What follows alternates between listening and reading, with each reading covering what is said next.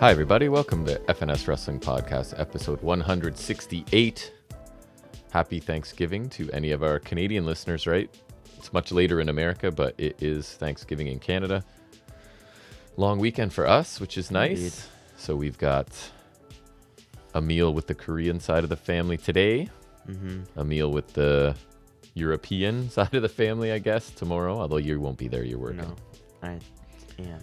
And then Monday you have off, so we can just relax and hang out. And you had an exciting evening last night, sort of. There's a guy coming up. Oh, right. And then a friend of ours. Yes.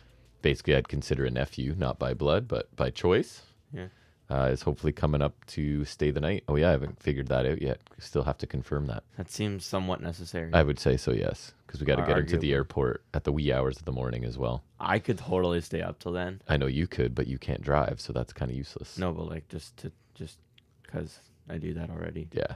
And so last night, your mother and I went out for a nice meal and little shopping, walking around a mall, surprise, surprise. And she had some bubble tea and I had some coffee.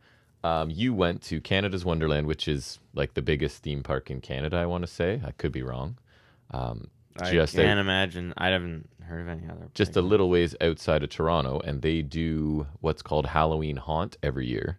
And it was your first year going with friends down the street took you. So you went with how many kids there altogether? Like 5, 6, 7?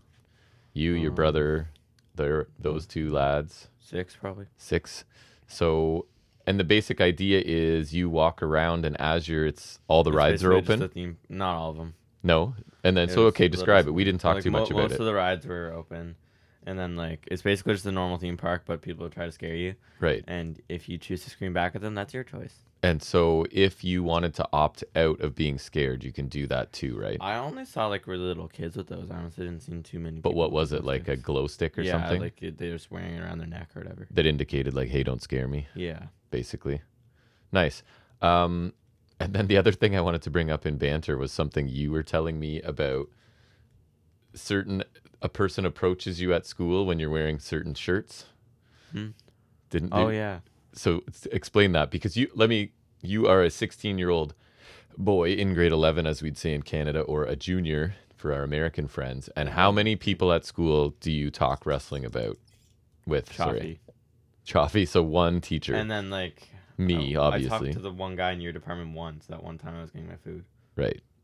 So anyways, so we'll say 1.5. You said a random person approached you a couple times. Yeah, the one time I was wearing my acclaimed shirt, got a scissor. Yes. And I think I was wearing the Forbidden Door hoodie, and then you get a little. But you haven't actually talked to him? No, I've only seen him like funny. a couple times, and it's just like. So you're wearing your acclaimed shirt, and a dude just walks up for a scissoring? Yeah. And at first I was like, huh? And then I'm just like, oh yeah, I'm wearing the shirt. And then, sorry, what were you wearing for the Too Sweet?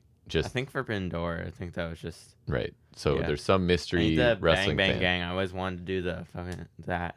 So in a school of like 900 kids, there's maybe one that's a wrestling fan. A secret wrestling fan that we know of. I swear you said there was someone that you talked to, or maybe. There's former students there that were for sure. It's not the same thing. Maybe a current. I don't remember. But anyways, I thought that was kind of funny. But we're going to have a big show because we've got to talk about a couple pay-per-views that seem like a month ago, but we're actually a week ago. We never, I guess, never feel motivated to do. Well, I know you won't be, so I just don't ask.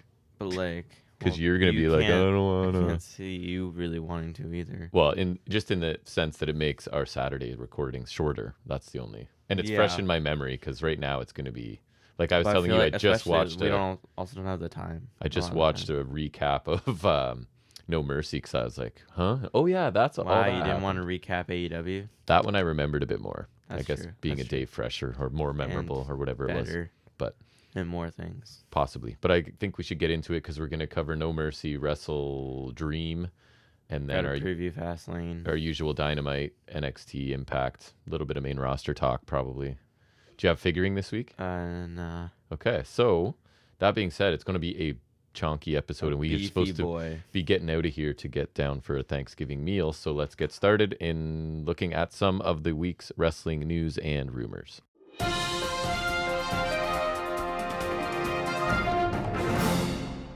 All right, ratings. It happened. Did you hear about the ratings this week? No. The stars aligned. It happened. NXT beat AEW in average viewers. That's what they're going for next week. That is crazy. That would be 2 weeks in a row. So NXT did 857,000 viewers, which is up 29.6%. And just to contrast directly, AEW this week averaged 800,000, down 6.4. So 57,000 more people averaged, I guess, viewing NXT, which is crazy. However, the demographic was a little different. 0.22 in the key demo for NXT, which is up 20%, and a 0.28 for AEW, which is the same. So in that category, which most people say that's what they care about more, because that's the money. That's the money bringers. Right. And what money is spenders. It's like people are most likely to buy merch, right? I think something so. like that, right? That's the or general, just in general perception. Spend money. Right. Yeah. Like I think it's stuff. No, it's just above my age, right? Like yeah. Although I feel like it's 18 to whatever. It could honestly go to my age because I don't think I particularly spend a lot of money on like the merch. Their stuff. You spend money on figures and things. Which well, I guess it trickles down on them, yeah, but like does, I think it's course. not like I'm not. I feel like they're thinking more that people are likely to directly buy from them, like on their Correct. website. And even then, I think we bought it from AEW for my birthday. So I mean, that's still the key demo. So actually, technically, it still applies, just not for NXT. NXT's best viewership since October 2020. Second lowest viewership. Is that an actual reasonable number? Fair enough, yeah. And second lowest viewership of 2023 for Dynamite. Also reasonable. Right. So an interesting week. Did not expect that, but very good numbers for NXT, obviously. Mm-hmm. What do you got? This was a terrible week for news. Horrible news week. Honestly. Wait, well, you already know one of my news stories that you're like, really? It's like, yeah, one of mine is, so the big news of the week is the WWE's current top merch sellers. Okay. That's one of my two things. LA Knight, yeah. So in LWO. No. They're Okay, done so now? They were for a while. there's top 10. So LA Knight's number 1. Okay. And so a couple of these are like legacy ones, so not current ones. Get rid of those first. You want me to just tell you? No, tell me them. Yeah. Okay, Austin and NWO. So okay, Austin that makes sense. is 4th right now, and Sure. NWO is I think 7th. One of the people is dead. Who is that? It's pretty obvious. Is it? Like recently dead? Bray Wyatt? Yes. He would be. He's 6, I think. No, wait. 1, 2, 3, 4. Yeah, 6. He's number 6. Who else is popular? Bloodline stuff? Kind of. Roman is, I think he's like 9.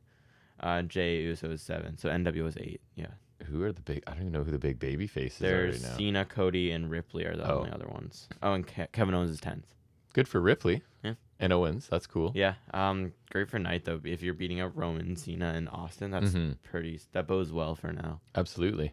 Adam Cole injury update. He told his followers on Twitch that he will require 2 surgeries involving 8 screws and a plate being inserted in his ankle. So the doctors called it an absolute freak. Yeah, like not to hurt your ankle jumping off something, but to this degree, right? Is like he destroyed it. So I didn't see any talk of return time or recovery time. So who knows? But that's pretty crazy. That's horrible. But obviously they're going to still keep him on TV as they did this week, right? Yeah. So I just don't know how they're going to stretch the storyline because it's really bad timing because, I don't know, you run the risk of ruining the thing. Obviously, it's through no fault of their own. No. Yeah, we'll see where they go. They did keep Britt on TV when she got injured. True. So that was something. Precedent. The only interesting thing of the week, or maybe not interesting, depending on how you want to view it, is WWE are reportedly like there's some deal like they're maybe in talks with CM Punk, or they are in talks with CM Punk over a potential return. I would pinpoint Survivor Series as the most likely. That's what I heard. Because it's in Chicago. Correct. And I saw one that was, again, I don't know who, but stating it stronger than speculating. Like this, he will be coming back, and it's probably that's almost how strongly it was. So go ahead, have him. Yeah, they can have him. Because he can kill you guys from within. Yeah. Not that I want any wrestling company to die, but like if it's gonna be one, that's the one I choose. If we need a sacrificial lamb, correct.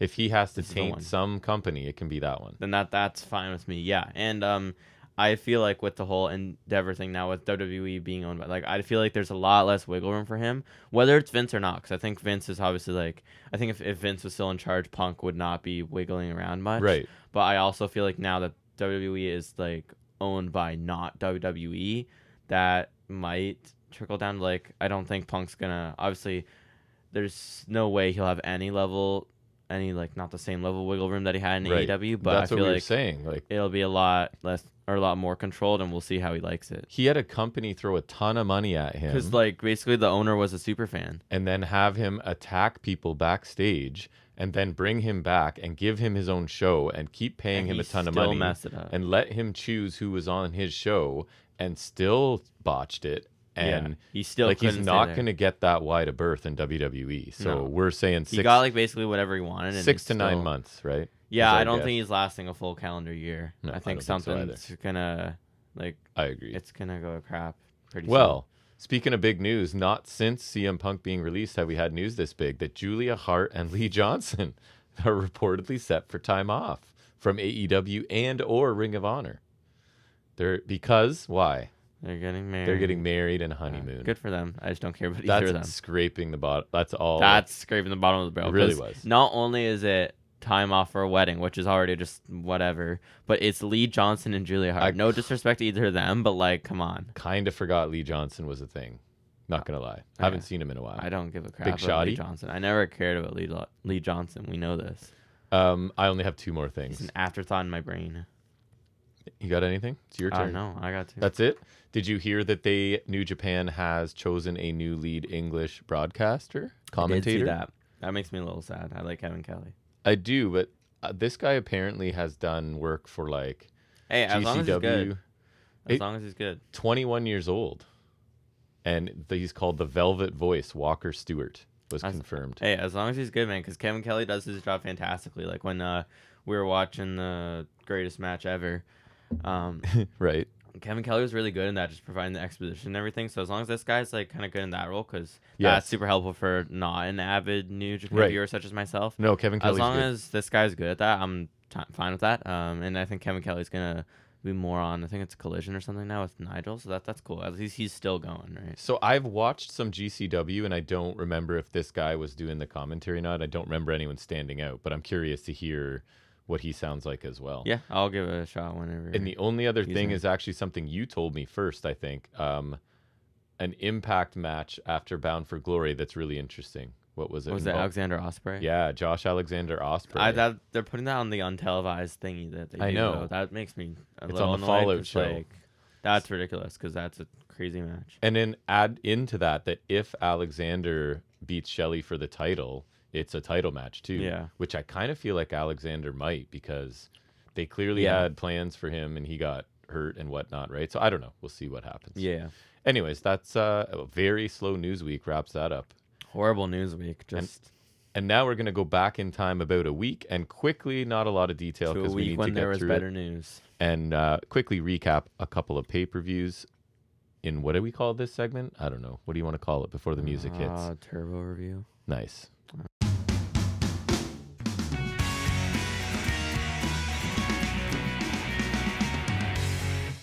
Let's go back a week to, I guess it'd be No Mercy first, right, that we watched? Would be.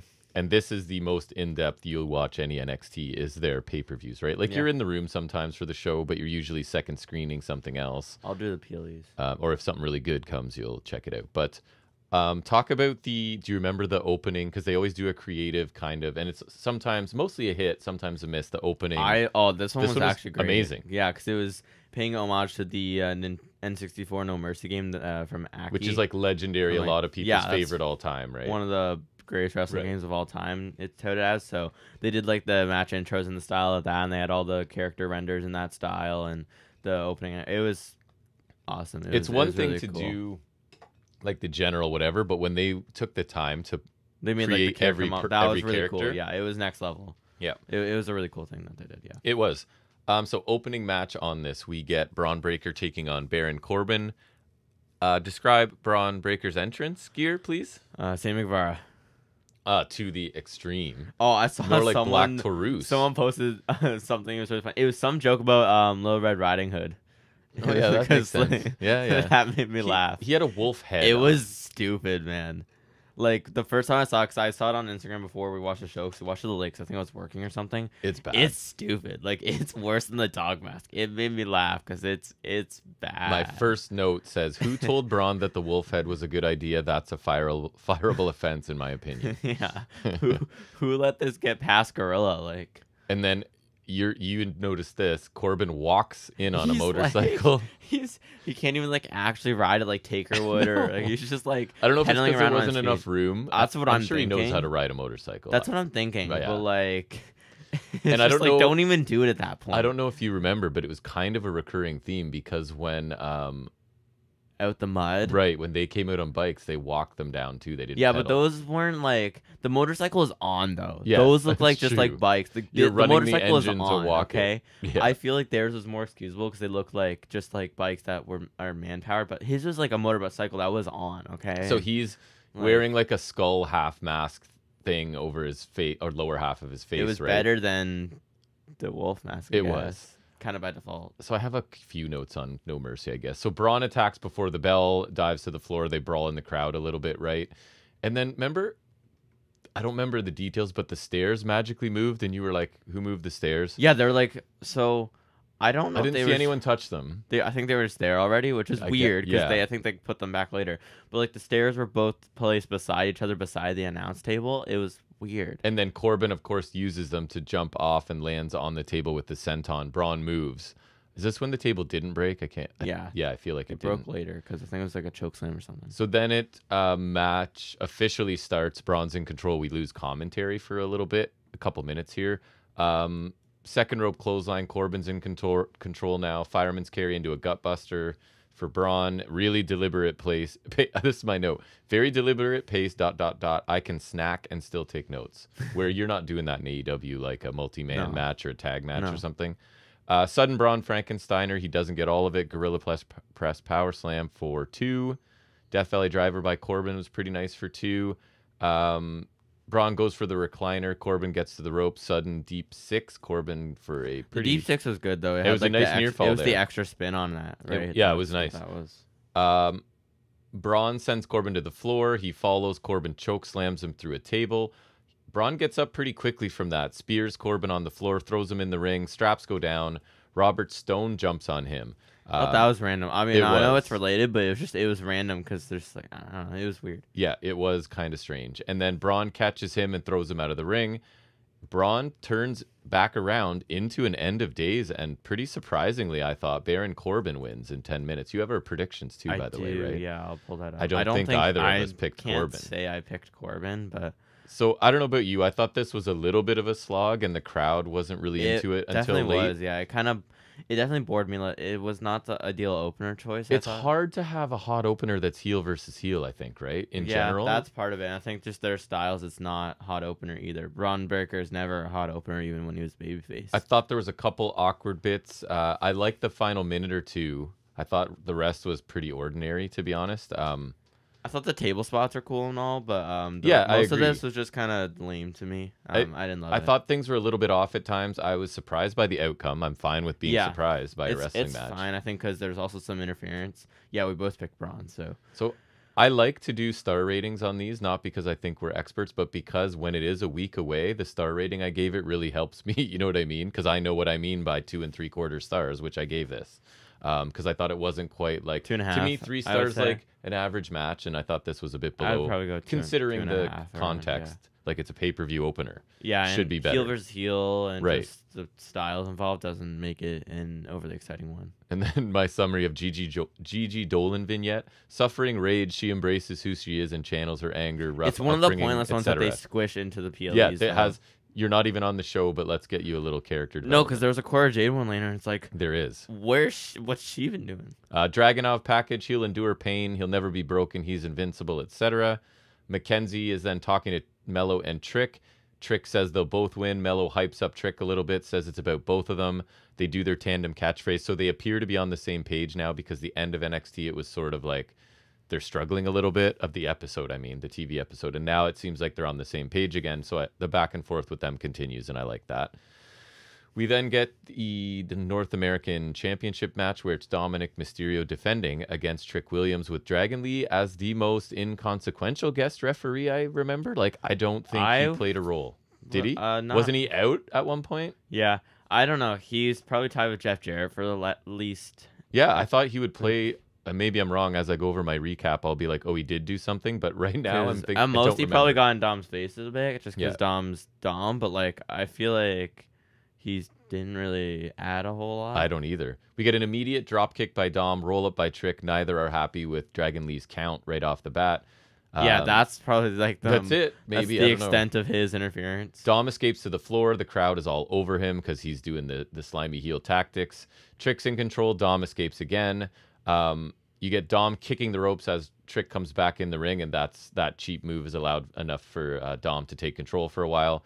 We get a neck snap on the top rope and an inside-out senton for a 2 count. Trick gets his boot up and takes over with strikes and kicks. A couple I didn't think looked super great. We get a 619 to the back of Trick.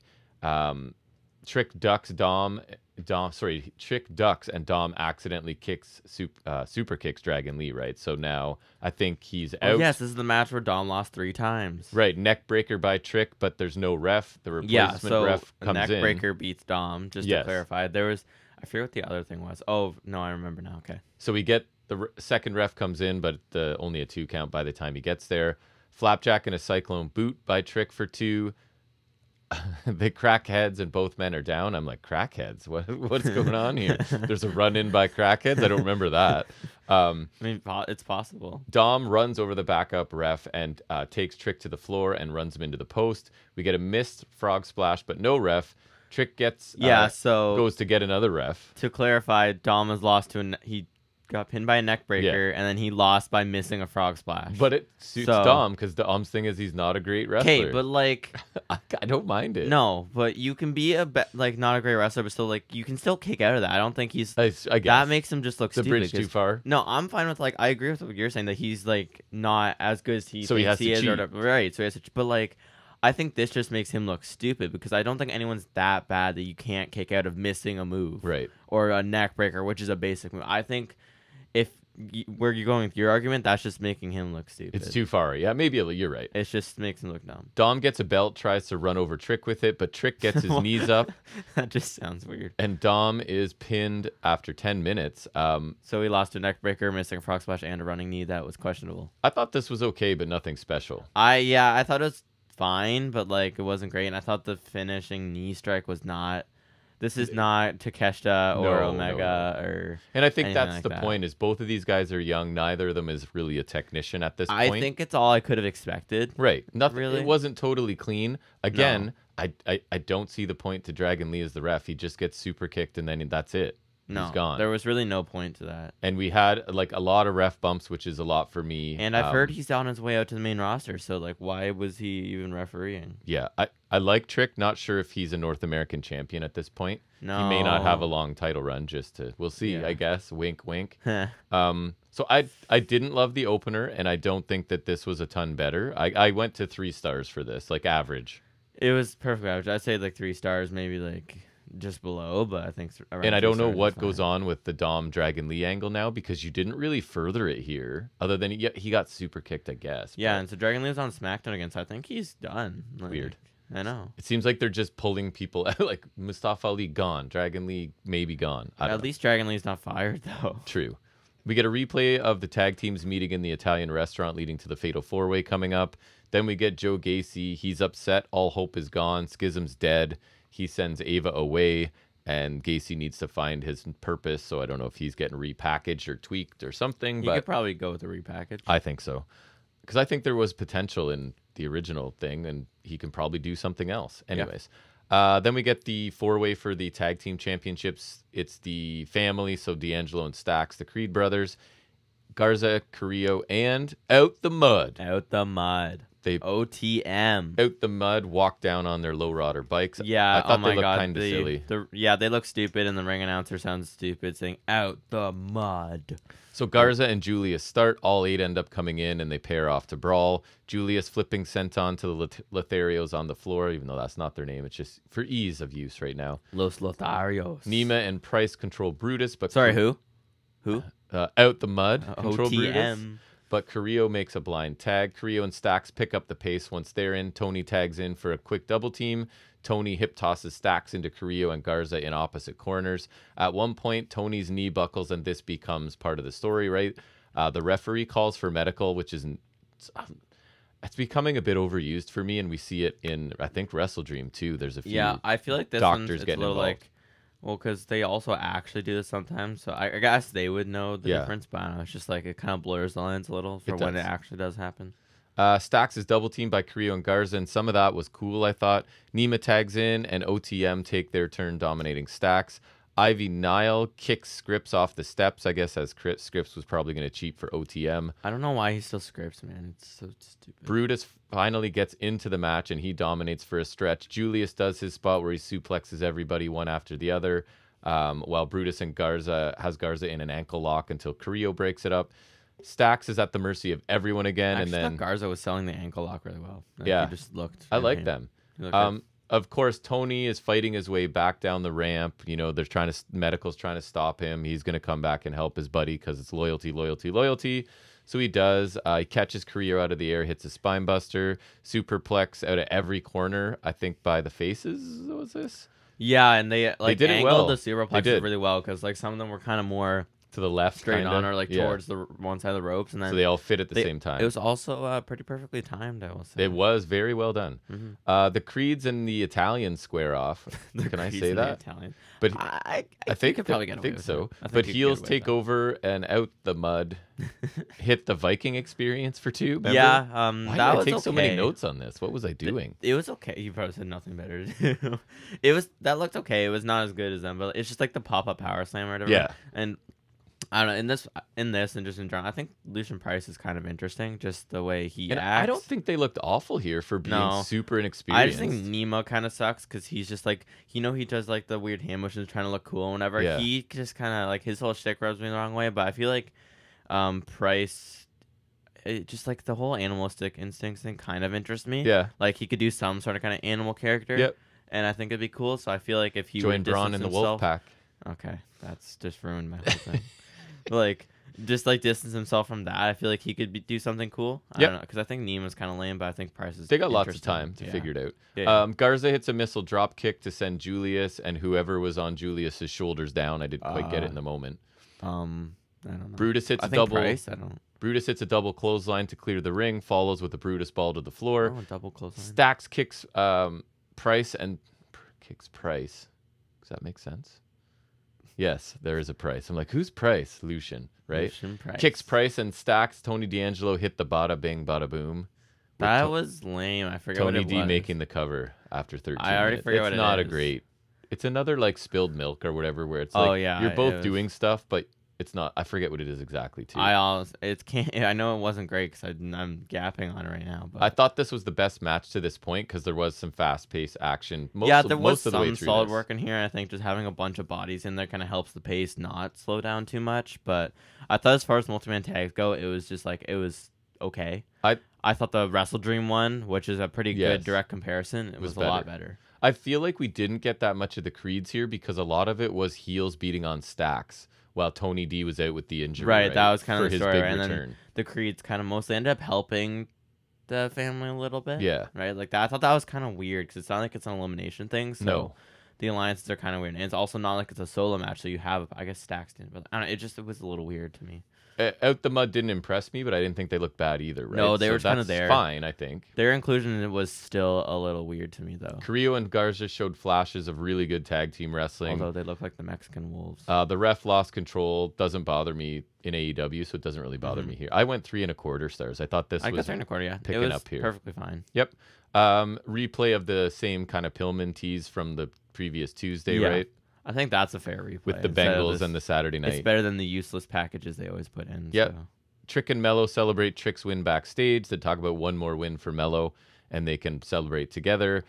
We see Becky filling a shopping cart with weapons ahead of her match. And then her weapon choices were so great. I forgot about we'll see later. The hard hat spot, remember?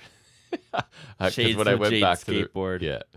So Noam Dar then talks about the Heritage Cup, and he says it's time to separate the sheep from the goat, which I thought was a good line. That's a good line. And we get a quick recap of the tournament up to this match. Then Global Heritage Invitation. We do get the Heritage Cup Championship, so it is Noam Dar. He's got Oro Mensah, Jakara Jackson, and Lash Legend, better known as the Meta 4. I guess the Meta 3 left with him making 4. And Butch, who has Tyler Bate with him. Done. So round 1, lots of holds and counters. Butch being one step ahead until a nice kick from Dar. Dar runs the ropes, get flattened by a clothesline. Dunn goes to work on Dar's fingers.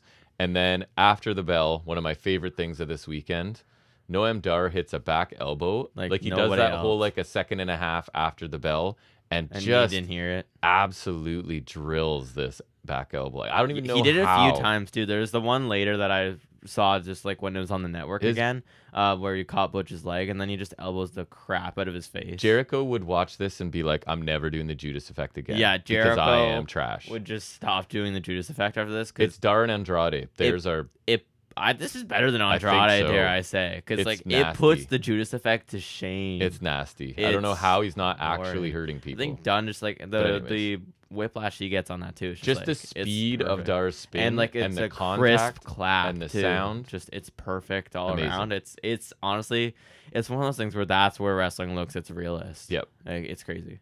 Round 2, Dar attacks immediately. Butch is kind of still groggy from the elbow at the end of the last round. I mean, you kind of have to be. Dar teases a draping DDT, but steps back and just kicks Butch in the head instead, which I thought was a nice heel move and plays off the head injury already happening here. 3 corner enziguris and a Shining Wizard by Butch. Then the beats of the Bowery as the Metaphor get up on the apron. Mensah lands a cheap shot kick to Butch, and we get a Nova roller, and Dar picks up the first fall here in the second round. Round 3 is back and forth. They collide running the ropes. Both are down. Butch flips out of a German, kicks Dar in the head. We get a Butch moonsault to the floor. The Metaphor slow Butch down out on the floor, and Dar almost rolls him up as he comes back in. Butch gets a second rope moonsault, but Dar kicks him in the midsection. Butch hits a running forearm and the bitter end, and that ties things up here at round 3 at 1-1. Round 4, Butch is pounding on Dar on the mat to start. Dar counters with a choke, then counters into an armbar as we return to the mat for the first half of this round. X-Plex for 2. Butch kicked off the ropes and a Dar Fisherman Buster for 2. Butch catches Dar coming off the top with a triangle. Time expires as Dar is sort of like about to fade in this triangle choke. So round 5, strike exchange to start. Another amazing back elbow by Dar for a near fall here. Butch catches Dar up top, hits a superplex.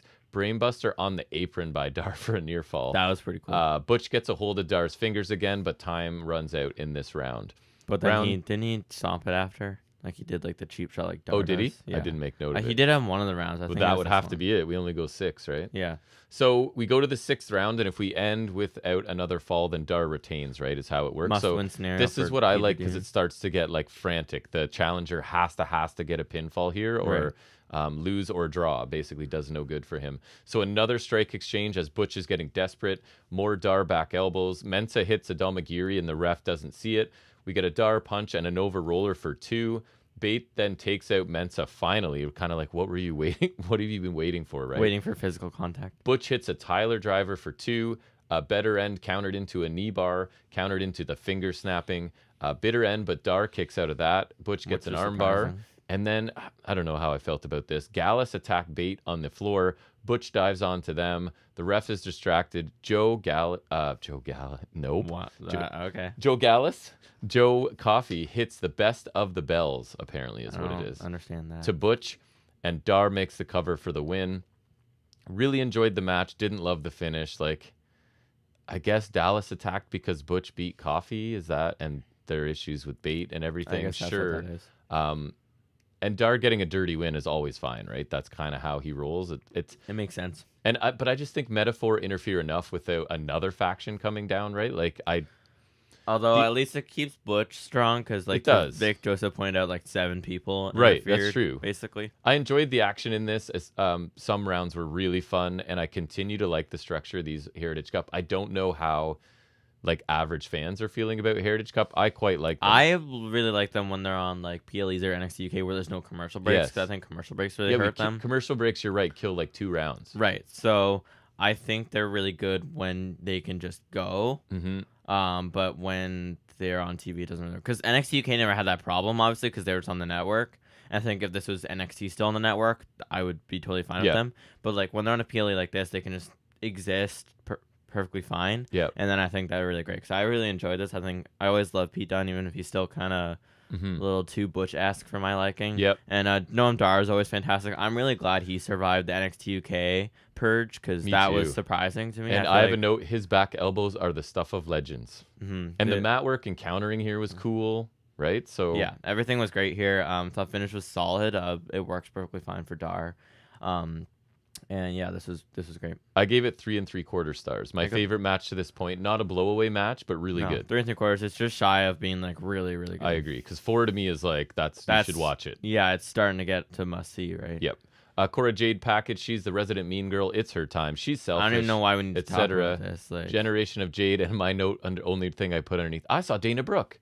Remember in one of the Dana Brooke's little still clips they showed her. They're teasing her comeback. Then we get, and this is where my notes pretty much stop because I just wanted to watch these matches, and it'll be the same for Wrestledream. I got nothing because I just wanted to watch it basically.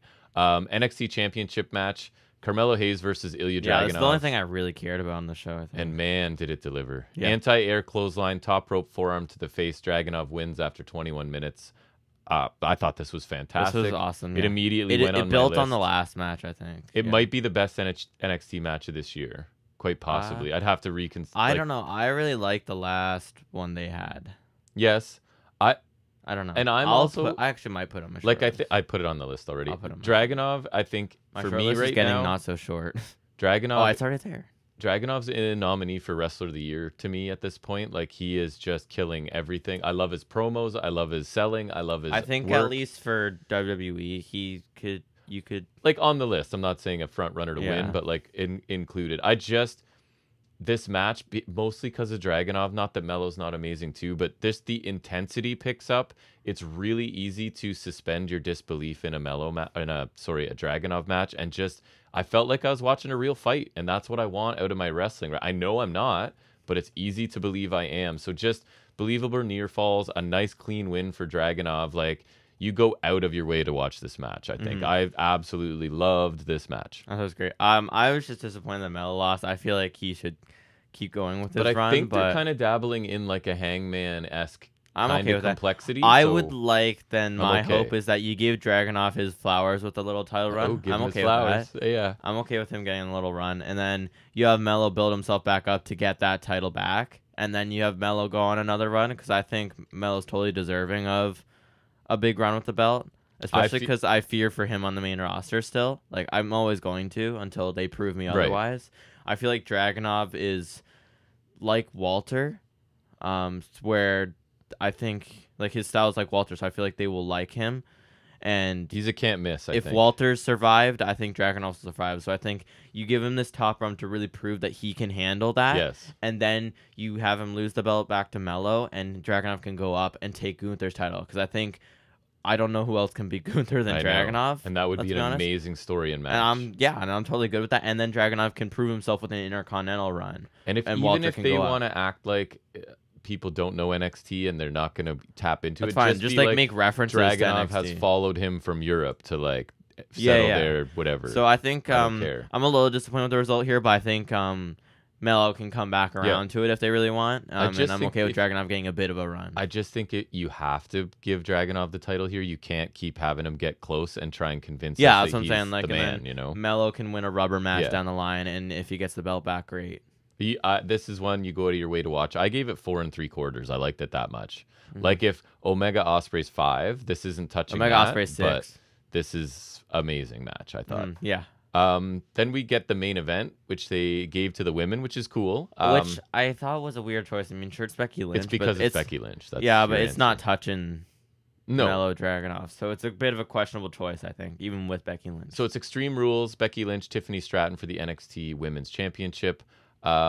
You had Stratton slam Lynch on a bunch of chairs, went up top for the prettiest moonsault ever. Lynch moves out of the way. Stratton lands on the pile of chairs. Manhandle slam on the chairs. I think pile of chairs is like their go-to quote-unquote extreme spot, even though it's kind of lame because like the real way to do it is you seat the chairs and you put them in a row or something. Like do you chair tower? Just pile them. It's been a long time since I've seen a chair tower. Yes. That's good stuff. Or when Cole gets slammed on the backs of the chairs when they're together. That's horrible. So 20-minute match. I thought this was an excellent match, and I think Stratton passes another test, right? She can work an Extreme Rules match on a pay-per-view for 20 minutes. I think this is pretty good. I really liked it. It wasn't... I never got super into it. I just didn't really care about it.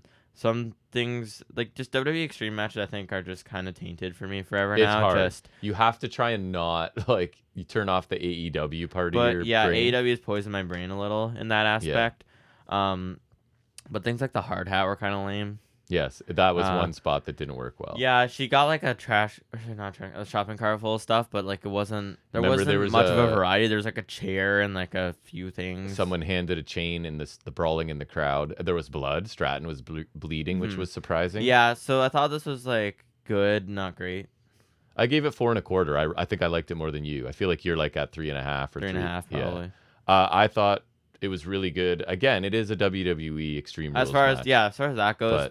Stellar, but we got wrenches, chairs. Remember there was they did the whole like teasing tax, but it was Barbie parts, which I don't think is the most painful. Like not compared to Lego, because if you're gonna go in the toy genre, if you're gonna go toy, you gotta go Lego. Yeah. Lego's the way to go. Like I get it because Stratton's the buff Barbie and whatever. Yeah, I don't mind the reference there. Garbage cans, chairs, senton through the table, lots of stuff. These women worked really hard, beat the hell out of each other. I preferred Melo Dragunov, like. Obviously, I gave it another half star, but I thought this was a really good main event nonetheless. Overall, I gave the show, I went really close to B+. I went a B based on the strength of the last two matches, really pulling up the average of the rest. I thought, like, it was a good show. I was glad I watched it, and for two matches, I thought, actually, Heritage Cup, I'm going to give it a B+, because the Heritage Cup was really good, too. I think the Heritage Cup and the NXT title match are my two favorites. Yep. I really liked 3 matches on the show out of, 5 or 6, so that's a B+, I think. I think they had, like, half pretty good matches and then a few, like, that were solid, so I think it's, like, in the realm of modern-day NXT shows, I think it's a B+. I think in the realm of grand scheme NXT with takeovers, it is not a B+, but we're comparing apples to apples here, not apples to oranges. So comparing it to the recent, like the modern day NXT PLEs, I think B+ is fair. Yeah. Yep. All right. Switching quickly to AEW Wrestledream. Looking at 0 Hour, I did not watch. Couple notes I did watch. Remember I told you JR clearly does not watch Ring of Honor. He did not seem to know Athena was champion. He's saying things like, what was it he said? Like, she has all the tools. I really hope that she puts it together at some point. Or something, to which they're like, by the way, she's the champion and like is dominant, right? ROH champion. Clearly doesn't know what's going on. Luchasaurus killed Nick Wayne in front of his mom. There's like a nasty apron choke slam. He swung him into the barricade. Like it was a fun. Who did Athena beat for her belt? I don't even remember. She didn't beat Martinez, did she? Did she? Probably. I don't even know. I forget. Claudio Barnett was a slugfest. I didn't really mind it. Mox was on commentary really trying to get Barnett over as a dangerous guy. And Mox was on commentary later too, so I'm glad he's back funny. And like swearing a lot and stuff. Yeah. I'm glad he's back like okay though. Like obviously it's just a concussion, but still just good. And there were some parts his commentary bugged me, but overall he's pretty entertaining guy. I like Mox, yeah. And he just loves wrestling. You can just kind of tell, right? He's not having to pretend. Blackpool. He just likes to watch wrestling. The Acclaimed retain in a pretty good match. Mike dropped to bad guy Tito. Bad dude Tito. Sorry, forgot. I like him. I've seen him a lot, and I kind of like TMDK, to be honest. I thought they're cool. I especially like Tito and Shane Haste. And Billy Gunn is very over with the crowd for whatever reason. Nostalgia. So Wrestledream kicks off with MJF defending the tag team championships in a handicap match, I guess, against the Righteous. Basically we have the kangaroo kick, which Dutch had to sit there forever with his head in Vincent's butt for quite a long time, looking silly. That kangaroo kick sends the Righteous outside, and a heat seeker finishes Dutch. MJF gets his feet on the ropes at 9:35. I was not a fan of this match. Yeah, I didn't love it. I think the only thing that saves is just how over MJF is right now. I think that's the only excuse here. It felt like an 80s TV match or like a house show match. It felt like a house show, yeah. I'm not a huge Righteous fan, but I don't like... First of all, it was looking like 2 single stars are a dominant tag team, which I already don't like. Let alone now one of those people beats a tag team. That's not great because I think it really sucks for the Righteous, but I guess MJF's over and whatever. This is probably like the lowest match for me, but even then it's not like... I agree. Inherently, it's not horrible. It's just like it started the show like this. I didn't like that, but I guess they're like, let's get it as far out of the way really I would early. Hope so, yeah. I just thought too many times the Righteous had to look stupid to let MJF gain or keep control.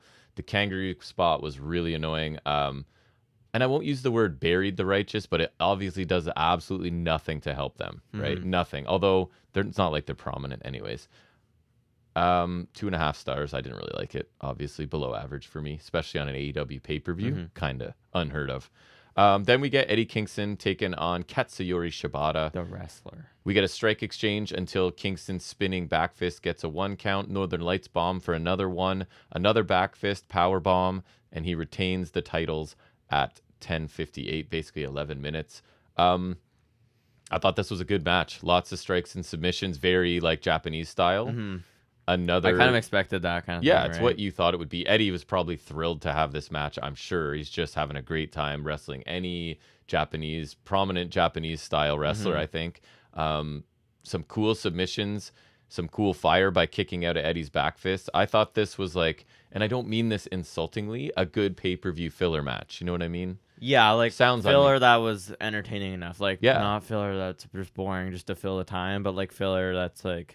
It was good. Yeah. I think it was good, not great. I was like 3.25 stars. 3.25, yeah. Rating. That is about what I would expect. I thought Didn't overstay its welcome, you know. Good length, good action, and a good quality win for Eddie Kingston. Then we get the TBS Championship. It's Chris Statlander defending against Julia Hart. And my first note is they certainly did not front load this pay-per-view. It seems like they're getting some things out of the way. No, it seems like they're building up. Right. Like, just in terms of the card. We get a botched senton by Julia Hart, I noted. Statlander Tombstone followed by Sunday Night Fever. Statlander retains and I thought it was Wednesday Night Fever. They just changed the name for the day of the week. She's on. She did. They did, sorry. Just under 9 minutes. I thought it was pretty ordinary for the most part. The final couple minutes... After the attempt at Julia Hart missed at one point. I thought the action after that got a little bit better. I thought it was solid, yeah. I just don't think she's quite ready for this exposure. No, this kind of felt like, to me, when they stick OTM on a PLE, like, just like they're not quite ready yet, but she didn't do horrible. No, she comes across as inexperienced still. She did get a believable near fall, I thought, with her moonsault, and the crowd definitely is behind her, right? Which is weird. Which is odd that her timing that she's going to be gone because... They might want to strike while the iron's hot with her. I'm okay if they don't. So I think Statlander's good. She looked dominant in the finishing sequence. I gave it 3 stars. I thought it was average, like fine. I go 3. As far as AEW women's matches go, perfectly average, yeah. Yep. Then we get Orange Cassidy and Hook taking on the Young Bucks, taking on the Lucha Brothers, taking on the Guns. Ass Boys. And this is for... The Guns entrance is awesome, by number the way. 1 contender, right? Guns entrance is just... They've mastered that, I think. First note, Jack's so excited for the Guns entrance, ? It's... so good though, just like I think they finally perfected their look. I just think like it took them a while to get here, but it's just like I think they found their thing. And one thing I noted that I really enjoyed, remember they tried to pin themselves? Yeah, I like that reference. That was really good. Why not try? Like the worst thing that can happen is it's not successful and you're no worse off. Yeah, their entrance, they do like the spotlight and then they do like the spit water thing that Triple H does, but they do like finger guns, so it's like they're shooting. It's a cool thing that they do. It's like their entrance is really nice, and Juice makes it funny too, but he wasn't here. I think you pointed it out. It was odd to see Hook in peril for quite a while. Yeah, that was weird, yeah. Because he did take a lot of offense here. Penta got an awesome hot tag and just absolutely killed the Guns. I don't have details, but it was enough that I made a note in a time where I'm not making a ton of notes. There was a really rare Nick Jackson botch, remember? Towards the end, yeah. He tried to do like his rope flip thing. Yeah, I can't blame him though. That's I'm not trying that. So that was like I think right at the finish they did right like at the finish. And then they hit the BT trigger and the Bucks got the win. So I'm surprised I picked this here after 13 minutes. Hold on. So for I forgot we did the NXT one, but we both picked Davenport. I got that. You didn't pick the tag match because you picked the Creeds. So I picked Family. Okay. We both picked Dom, which was surprisingly not it. Both picked Breaker, no. Both picked Dar, yes. Both picked Becky, yes. You picked Dragunov, so I feel like that makes it a tie. Yep. Okay, that makes it a wash. And so far, we both picked Luchasaurus, which is yes. Right? Yep. Yes. We both picked Acclaimed, which is yes. And then Claudio match I didn't know about, so that doesn't count. So we're at 2-2 right now. Okay. We both picked MJF, so it's 3-3. Silentlander, 4-4. And I'm up 1 with this one because you picked the Guns. I thought this was a really fun match. I really like this. Best match to this point. Final few minutes were really crazy. Guilty of kind of people taking turns and hitting flurries of moves, but it was super entertaining though. If you're good at it, that's entertaining. I think the action just kept a good pace here though. I really enjoyed it. Like the stakes didn't feel crazy high here, but it just felt like they just kept good action going, and I enjoyed it, and the result makes sense. With FTR having retained, I'm not overly thrilled with FTR Bucks again, but hopefully they do something different. The match will be awesome. As long as they do something different. I think they need to like give it 2 or 3 falls or Iron Man or something, like just to give us something different. Because if they give us something different and epic, I am totally okay with that. But if we just get another base match with them, I can't say I'm super excited about that. It won't feel super special. No, they just need it to feel special, right? Like.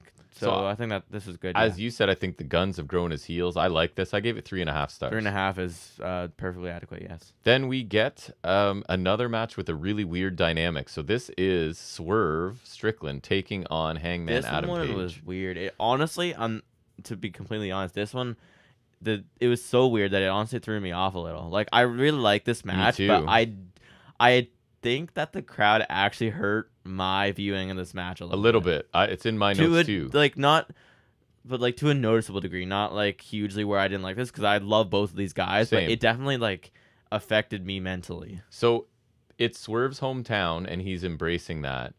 And Page is almost for the night working heel because he relentlessly is attacking the hand that he stabbed with a pen. Right, which remember at first we're like, oh, Swerve's got a hand injury, and I was like, oh yeah, it didn't even register with me for a while. So you've got kind of for the night, right, a switch in their heel face dynamic, which I think like it's such a throw off because that kind of ruins the whole thing the feud's been going for. And because Swerve's a super villain, and that's what I'm saying. I think I was about to say it's compounded by the fact that Swerve is a super villain and Page is like a very, very strong baby face. So that's what throws me off for the night, right? Is like weird.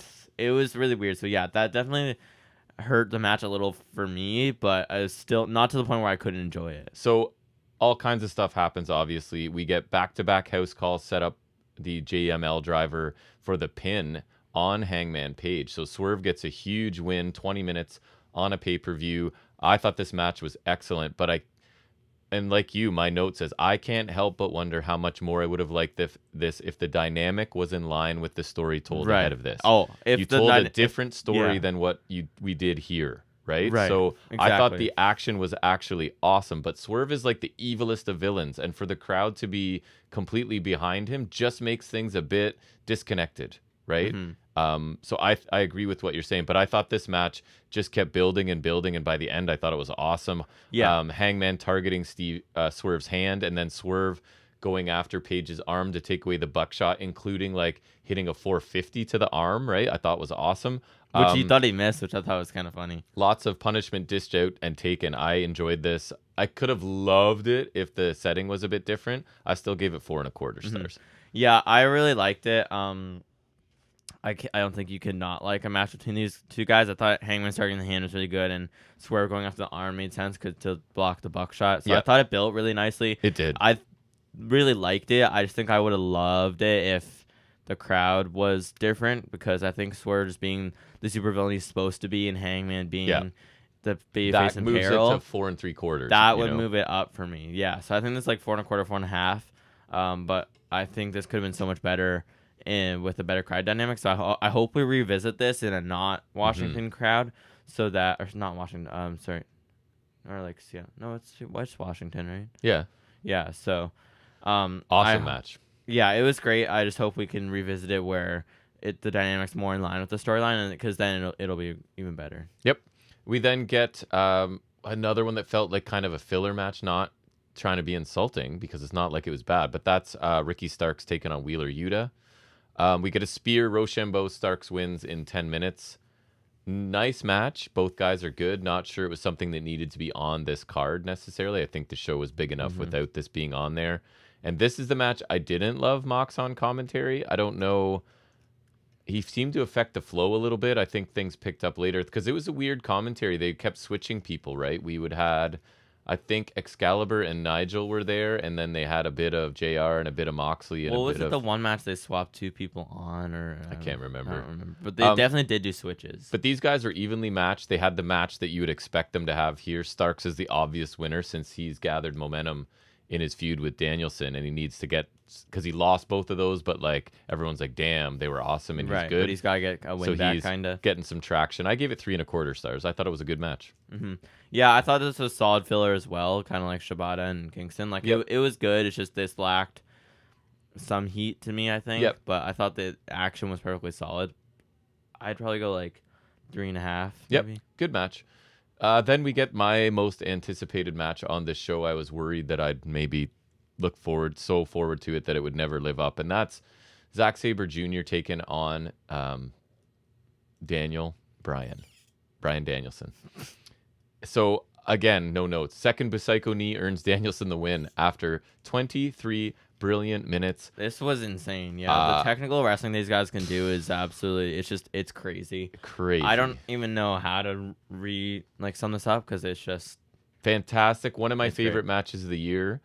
Like two of the absolute best doing what is quite possibly no other two people can do this style this well. Right? Style, yeah, and keep it interesting too. It's like the technical catch as catch, whatever you want to call it style.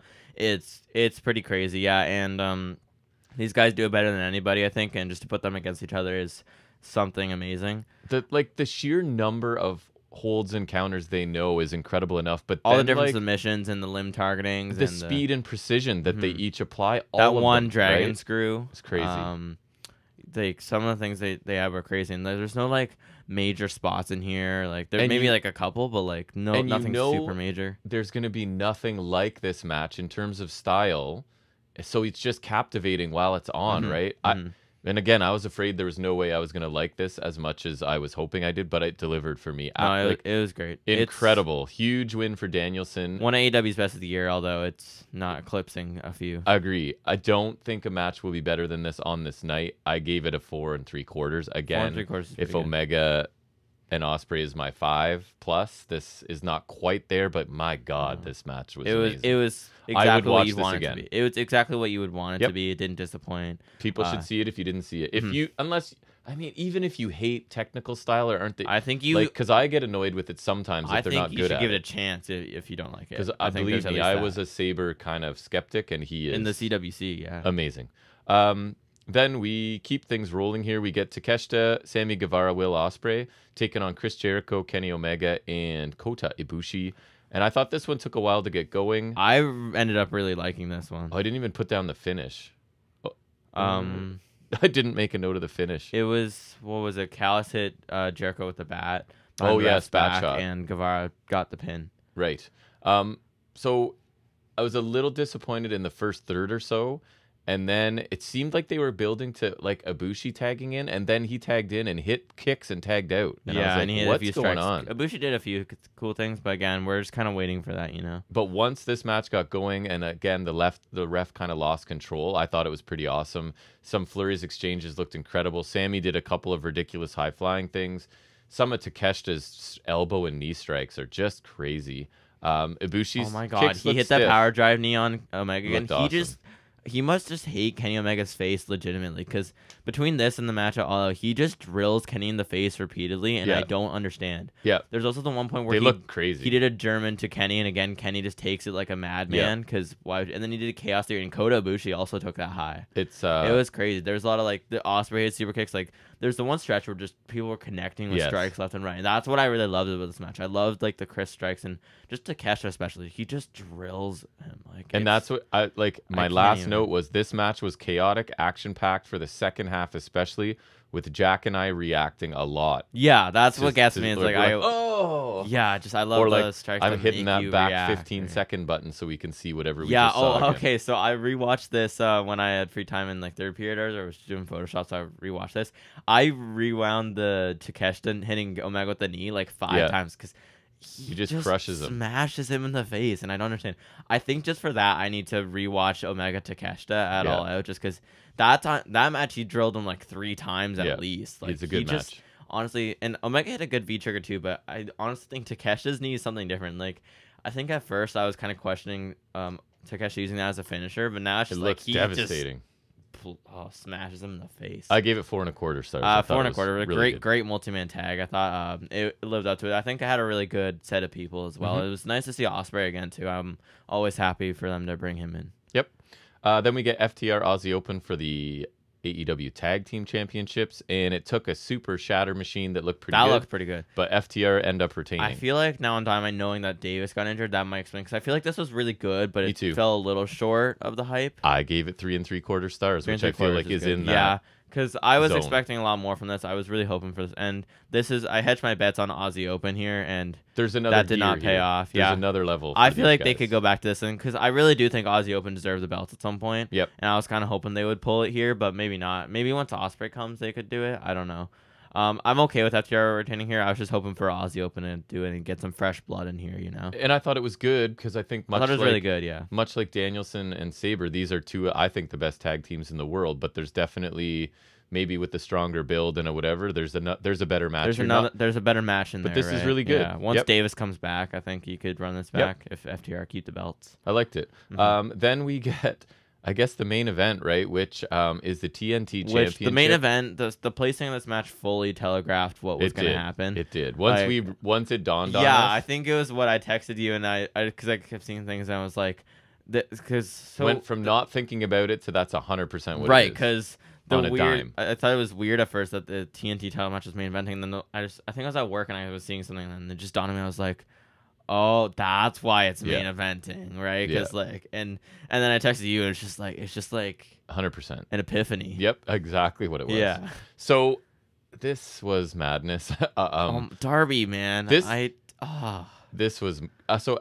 Alan went for a coffin splash off the ropes. Christian avoids that. Alan pulls Christian's shirt over his eyes, and Darby that was cool. I thought does a jackknife pinfall. The turtleneck was his downfall. So Darby's up 1-0. Yeah. Then all I summarized it as you can elaborate if you like. Steel steps assault, and Alan is counted out to even it out. Like 2 times Darby got the stairs are like placed at ringside with the steps themselves facing the ring. Right. So twice. I think one time Christian slams him on the stairs, and then the one time Christian just from the apron drops Darby back first on the steps, like the actual steps. And I don't understand how he can't keep doing stuff like that. He just can't. It makes me. I love him for doing it because it's entertaining as hell. But the man can't keep doing it. It personally hurts me. Like every time I watch it, it hurts me. The one they replayed 1,000 times, where like his shoulder hits the bottom step and his head is bouncing off like the vertical part. Well, yeah, because Christian's dropping him from the apron on the actual steps. Like it just looks so bad. Like I don't understand, but it's something you have to watch. Like you just have to keep watching, but it's so painful. Without like going back through my 40 years of watching wrestling, one of the most believable countouts you'll ever see. Oh, that's by far. Like if they could have counted him out for 2 falls, and I would have been like, back to back. Actually, that's kind of a cool idea. They should have tried that at least, because I would have been like, yep. That's one of the most believable countouts of all time. Because like he just got like not because going in, I knew he was getting slammed on the stairs, but I didn't know he got slammed on the stairs like that twice. Yes. So he's just like I wouldn't be surprised if he's just dead. It was oh my god, I could go on about that forever because it's just painful. So it's 1-1. Christian hits a low blow, brings the TNT title into the ring, and sort of taunts Nick Wayne's mom with it. She's at ringside, right at the barricade there.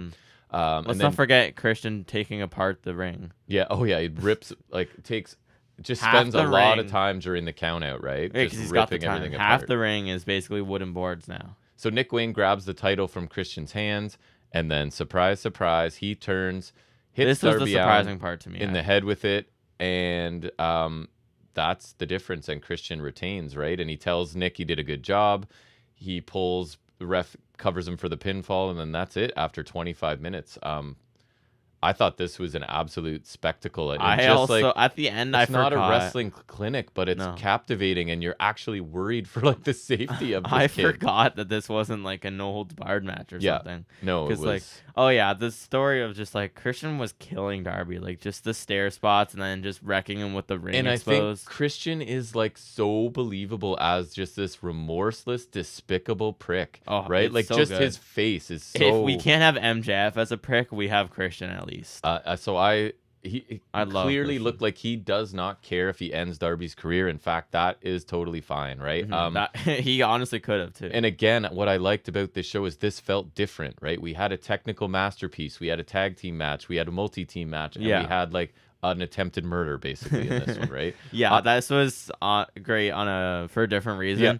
Just, I mean, it pains me when I see it, but just with the sight of Darby just getting killed like that, it's a sight to behold.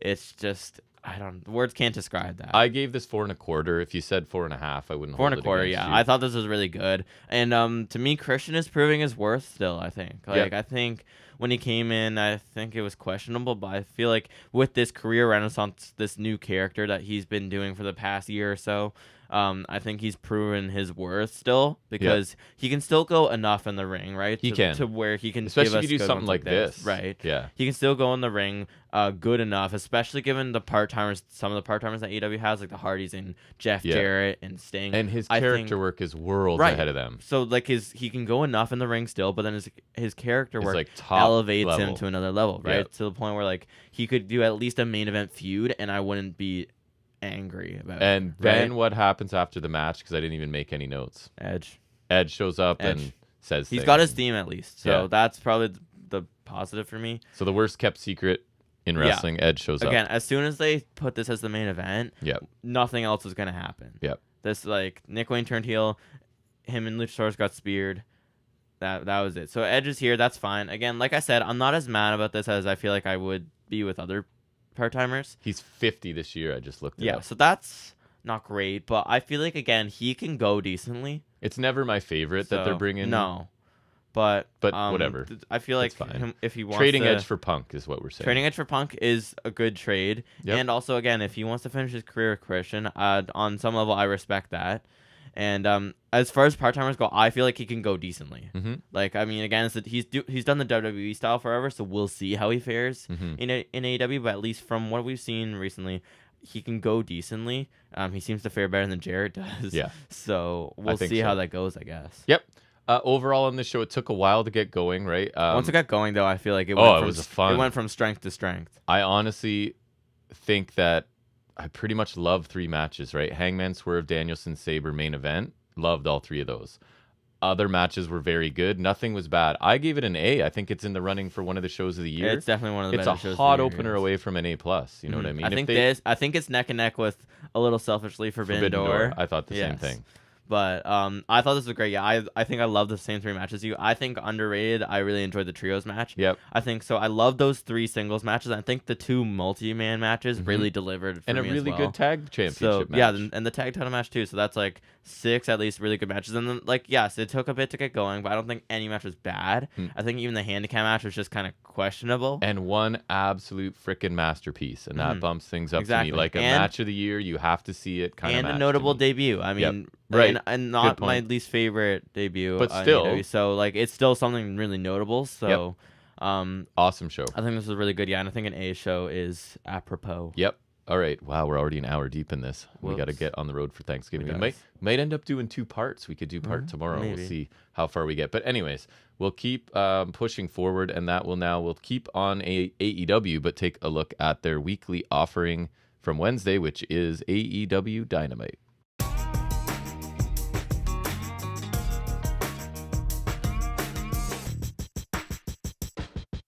All right, time to talk about the episode of Dynamite that we just actually finished watching before we came down here. Yeah, just took us a while in lieu of recent activities. Yeah, we had to finish it today, which it's fresh in my mind. It's good for podcasting. Half of it is, So we kick off with a brief interview with Omega and Jericho. Jericho talks about them being on opposing sides in the first time at main event. Also, happier times, as I mentioned, with Proud and Powerful still being a team. Right. Miss those days. And now they are aligned to take out the Don Callis family. Edge appears, and I wrote Adam Copeland, but I'm going to be defiant for a little. I said, why does Edge look like a giant? He looks like he's like 8 inches taller than WWE. these guys. That's WWE. I guess so. It's like Billy Gunn. Billy Gunn didn't look tall in WWE. No. But Billy Gunn's a giant. Edge says it's good to see Renee. Makes a joke that there should be maple syrup or something because everyone here is Canadian. Ha ha ha. Chuckle. Good point. Everyone is Canadian. Chuckle. Gotta love it. Only one of them is Ontario, though. Is Renee Ontario? I don't know. Don't know. I feel like she is, but I also feel like she's not. Canadians are overrepresented in pro wrestling, for sure. What do you mean? Like there's more Canadians in wrestling than really there. I feel like there should be. Like we got tons and tons. We're good. Yeah, we got a good amount. He says it's good to see Chris, and Omega says he had him at the edge of his seat at Wrestledream, which that kind of made me chuckle. Yeah. And to find him if he needs anything. I thought it was a fine little bit to kick us off, just kind of teasing Edge for later. Edge still like not being in WWE is crazy because he's been there since '98. Edge and Omega sharing a screen together was super weird. It's so crazy, yeah. Just strange. Being in the same room as Omega is crazy. The Edge joke made me laugh. Yeah, there's nothing wrong with this. Yep. It was just they have to start the show with Edge, so that's the way you do it. It was quick. It's better than when Punk bookended Collision. So. Correct. We kick off with our opener, which is Rey Fenix and Nicholas Jackson for the AEW International Championship, and Nick has his regular pants. Thank the Lord. My question? Why are we on pants? Is Nick wearing velvet pants? It's definitely got like some like velvety texture on the backside, where it's like on the backside for sure, at least, yeah. Which makes it sound like you're looking at his ass, but whatever. It is what it is. Nick came up the barricade with a Hurricane Rana on the floor. And actually, one thing worth noting is credit to TJR for match notes here, because this is one of those matches I just chose to watch it. You're not taking notes on this Respect to Nick and Phoenix, because it's just one of the ones where you have to watch. So thanks to TJR once again. And it was funny when I was looking through his review, because I got some segments from him as well. He mentioned, because of being Canadian, the sound issues of the one segment as well. Yeah, so, he caught the same thing we did. And they actually take-two'd the whole segment. Yeah, so I guess it was probably an American thing. Oh, no, sorry.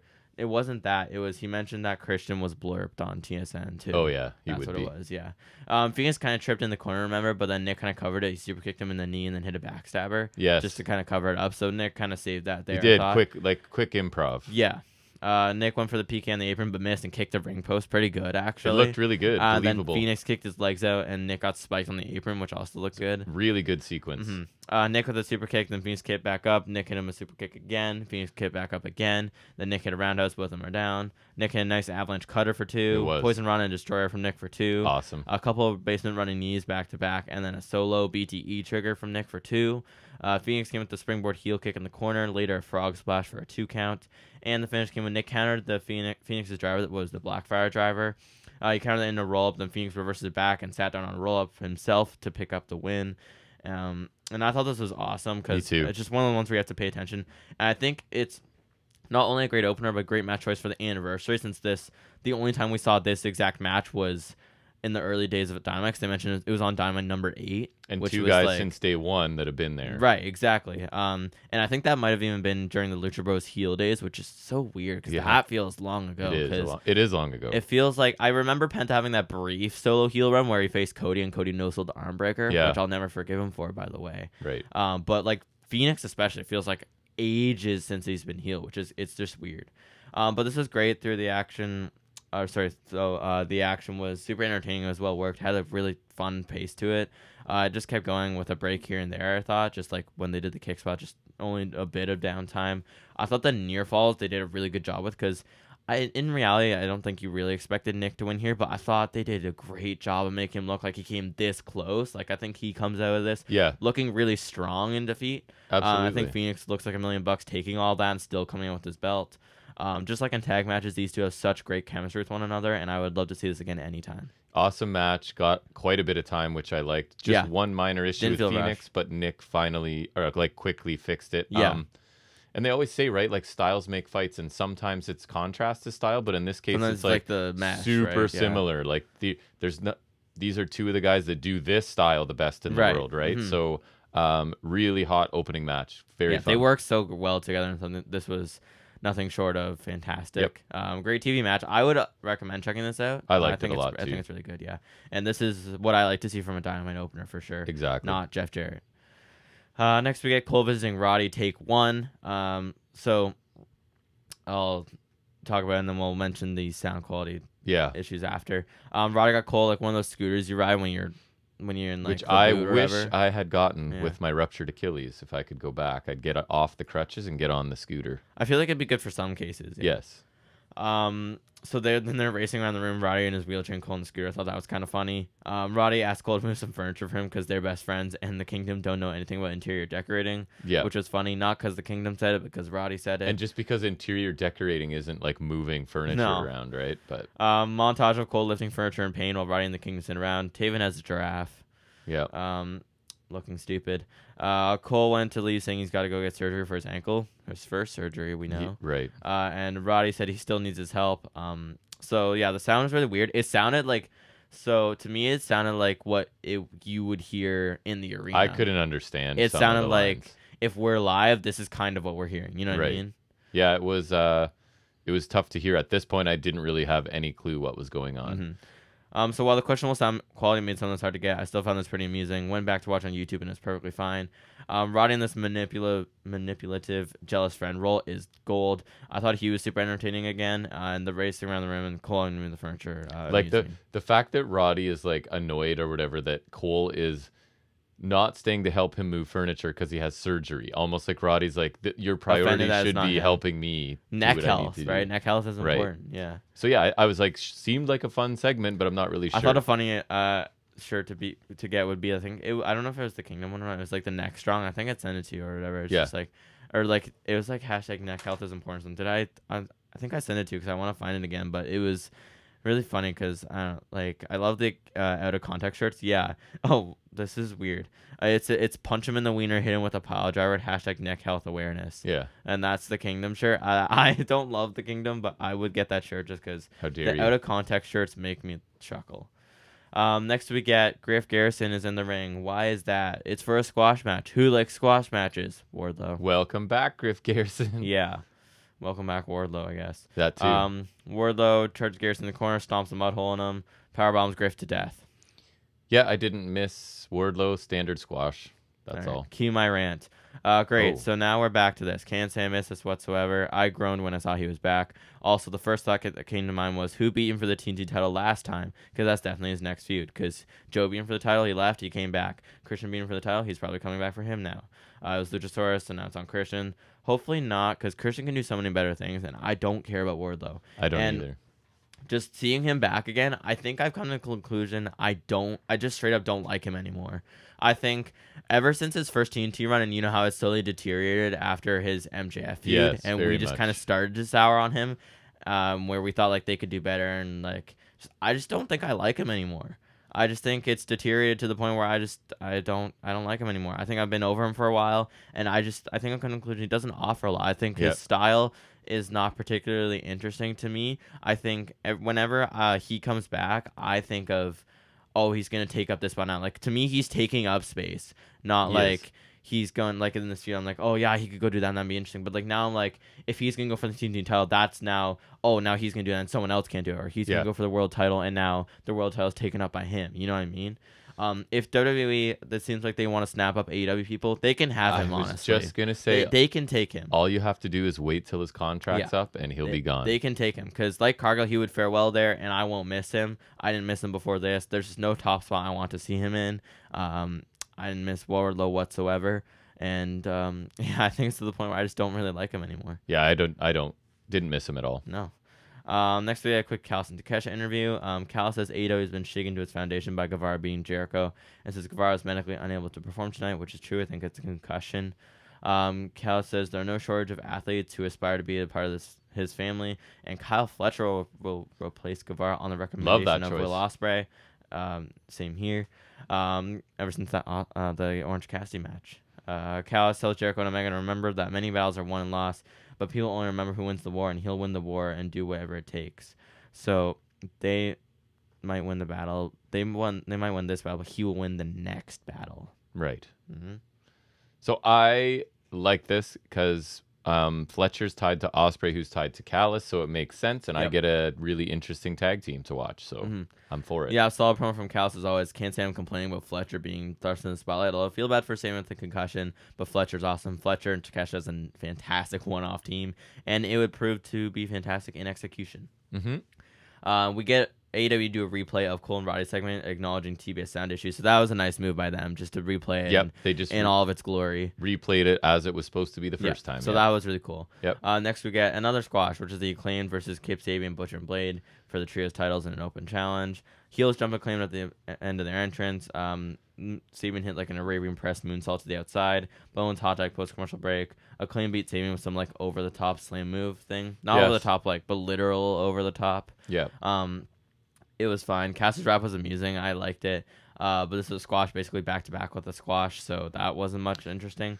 I'd love cheering as open challenges, but not when they're like this. More when it's like House of Black or Death Triangle or someone else, right? And I'm just going to say it. Kip Sabian was better when he was super bad. I thought the highlight of this for me was Bowen's flurry. I thought his forearms Bowen and has kicks some nice shots, looked really good, and his discus forearms I thought looked awesome. This was an enhancement match, so I guess fine.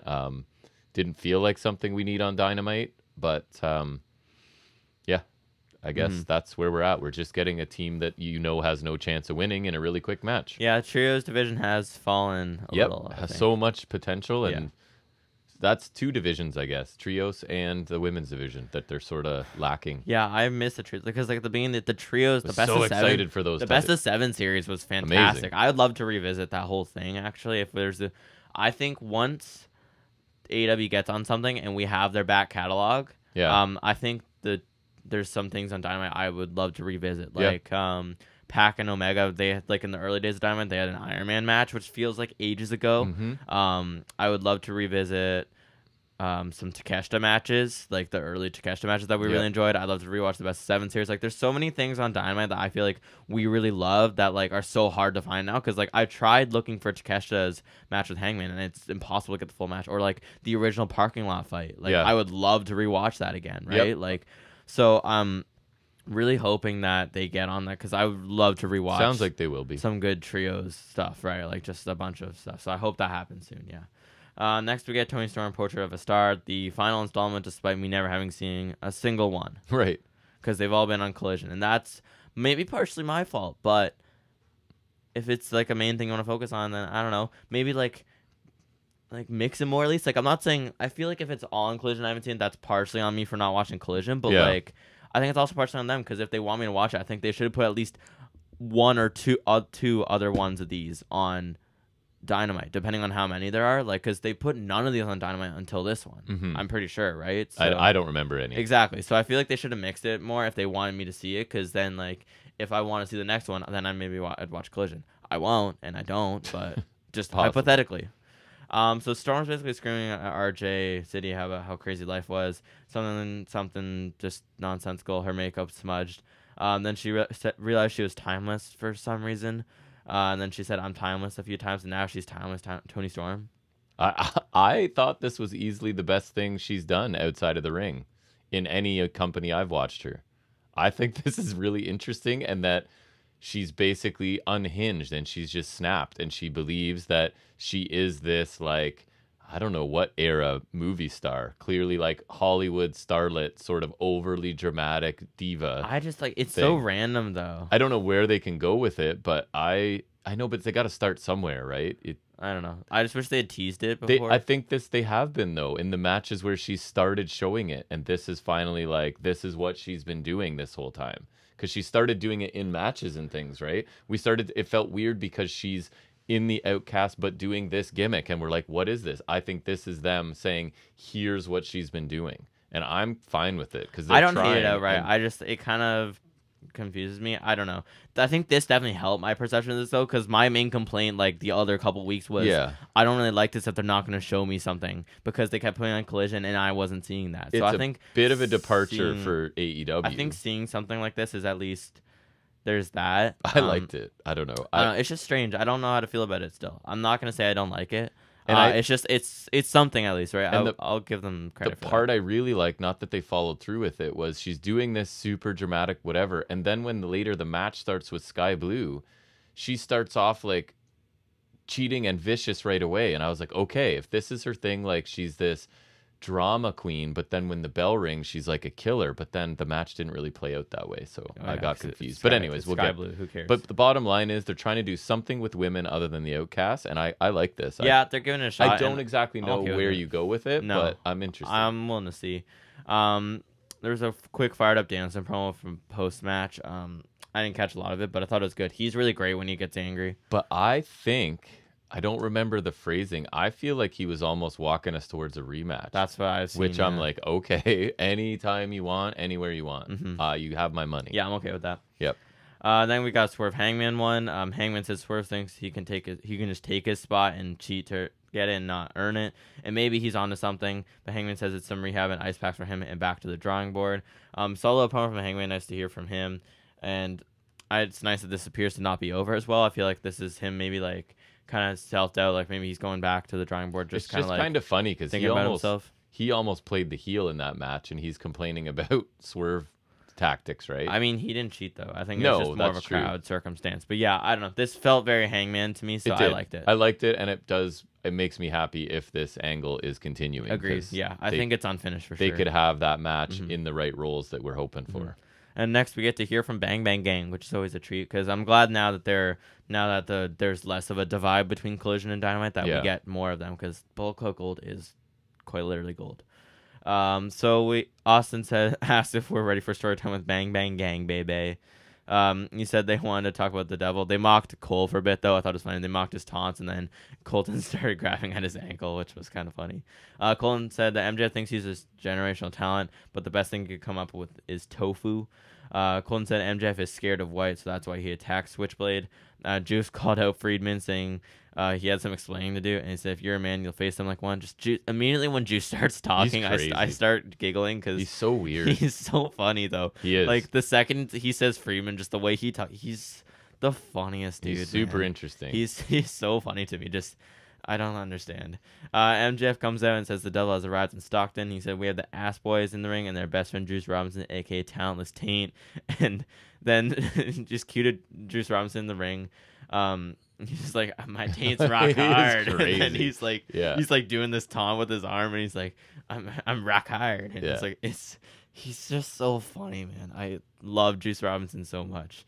Then MJF led the crowd in like alternating Ass Boys and Talentless Taint chants. That felt a little forced to me, which I didn't love. But again, he's over, so like to a degree, I forgive it.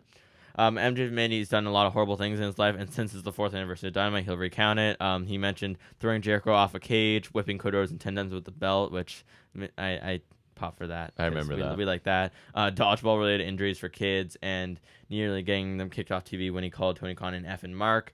And he said he's not just a scumbag, he's their scumbag. And I think basically the whole gist of it is if he attacks Switchblade, he would admit to it, in theory, right? Because all in all, he's still a scumbag. And he says he knows for a fact he didn't attack Jay White, aka Tofu.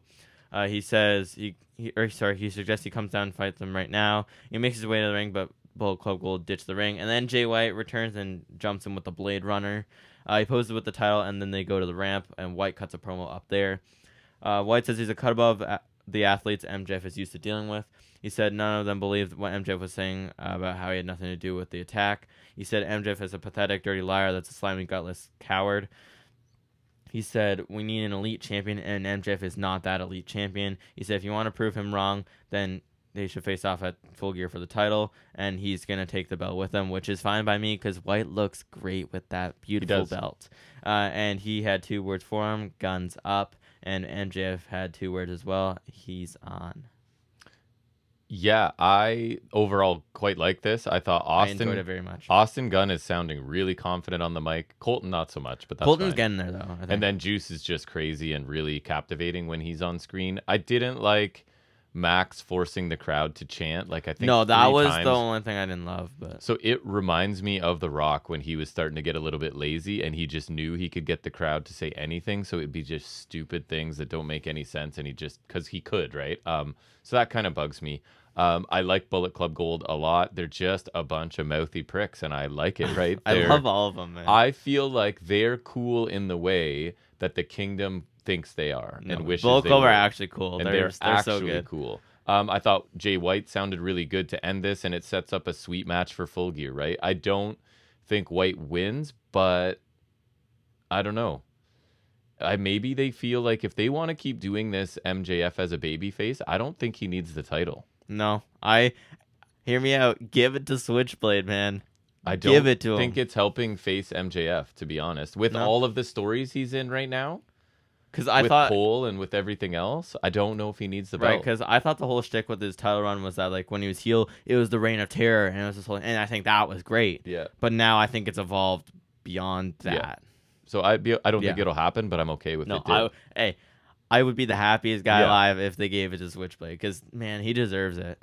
But I enjoyed this overall for the most part. Bullet Club Gold is always entertaining. I enjoy the whole act so much. I think the Guns have improved so much, so I'd love the whole group. I think the Guns were probably the only questionable part for me, but I think now they've just come into their own, and they fit this group so well. Yeah, they're all a bunch of mouthy pricks, like you said, and it's super entertaining. And Juice is entertaining. He's just amusing by being himself. He's just like, he is funny. He is. Anything he does, he can just talk, and he's funny. All around, they all amuse me. I thought MJF was solid too. A little heavy reliant on the crowd chanting for my liking, but he's crazy over, so it's okay to an extent. The taint thing was a little silly, but then of course Juice made it funny. He's just like, cause he's rock hard, you know. And the hand motion was funny. He's just like, he's got funny in his bones, man.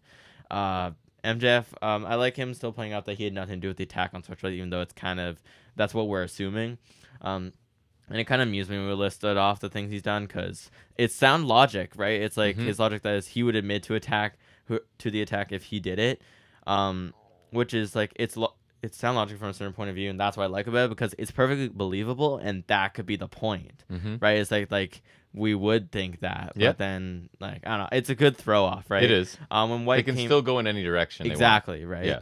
When White came in, I thought he was killer on the mic again. When he gets going, he just sounds so good, and he's got his voice, and he sounds like a top guy, and I think he looks great with the belt too. Like, I don't really think he's gonna get the win here, but I would love it if he does, because he's a main eventer, and I think at some point they gotta give him the spot, right? Never the biggest fan of the stealing the belt trope, but he looks so sweet with the belt, so I can kind of forgive it, because that belt looks right. Only thing you need is the black strap back, you know. MJF versus Switchblade is going to be sweet, too sweet. Brackets, wrong club. True. Next we get, this is the portion we watched today. We get Hook and Orange Cassidy interview. Renee talks about how they were close to winning at Wrestledream, and Cassie says they would have been great champions, and Hook still is, because he has a belt, and you can just hear like the sheepish tone there. Hook says Cassie should be too, and he should be facing Phoenix next week instead of Mox. And I like Cassie here. He said, yeah, but Mox was champ for 3 weeks, and I was champ for 11 months. Too. So whatever. He's not wrong. I really like this. I like kind of like the bitter undertone of what Cassie's saying here, because he's still like this really laid back character who doesn't really care, but you can really tell he's still very much cares about this title, even in the aftermath. So I really like that. And I think an interesting thread moving forward is that he hasn't had a rematch, and I feel like that's an interesting thing to go with right now, and hopefully we're building to that. Maybe I feel like we could be. It's kind of funny because we haven't talked about this, and it's like you're reading my notes. It says this: Orange is kind of lost without his championship. He's not wrong about Mox getting the rematch after reigning for only 3 weeks. The guy who doesn't care about anything clearly cares about having the TNT title. International title, and it makes the title feel important, even though he's not holding it, right? I think the saying is what you make the title, and the title doesn't make you. But I think it works both ways. I think Cassie made the title something really great. Like, he made it feel meaningful, right? To where like him losing it was going to be a big deal, and it was. And I think the title also made him really great too, to the point where we were loving him. So I think it's really a symbiotic kind of thing. And people like when the guy who doesn't care, because he obviously cared about the best friends, and people love that and found it endearing. And now he clearly cares about the international title. And I'm loving that. So yeah, I hope they continue with this, and I hope it is building to a rematch, because I really loved him with the belt. I really did. Next we go to another excellent TV match, which is Kenneth Omega and Christopher Jericho versus Kyle Fletcher. Don't have a long name for that, and Konosuke Takeshita. Long enough. They looked so good together. Oh yeah, it was great. some notables from the match. Omega and Jericho hit a double suplex to Takeshita early on. Omega got a hot tag flurry. I thought this was kind of cool. So he had Fletcher like seated on the ropes in the corner. So he hit the fireman's carry rolling send-on to Takeshita right into a backstabber on Fletcher. Thought that was really nice. Takeshita nails Omega with the forearm because, like, again, he just likes to drill Omega in the face. He does.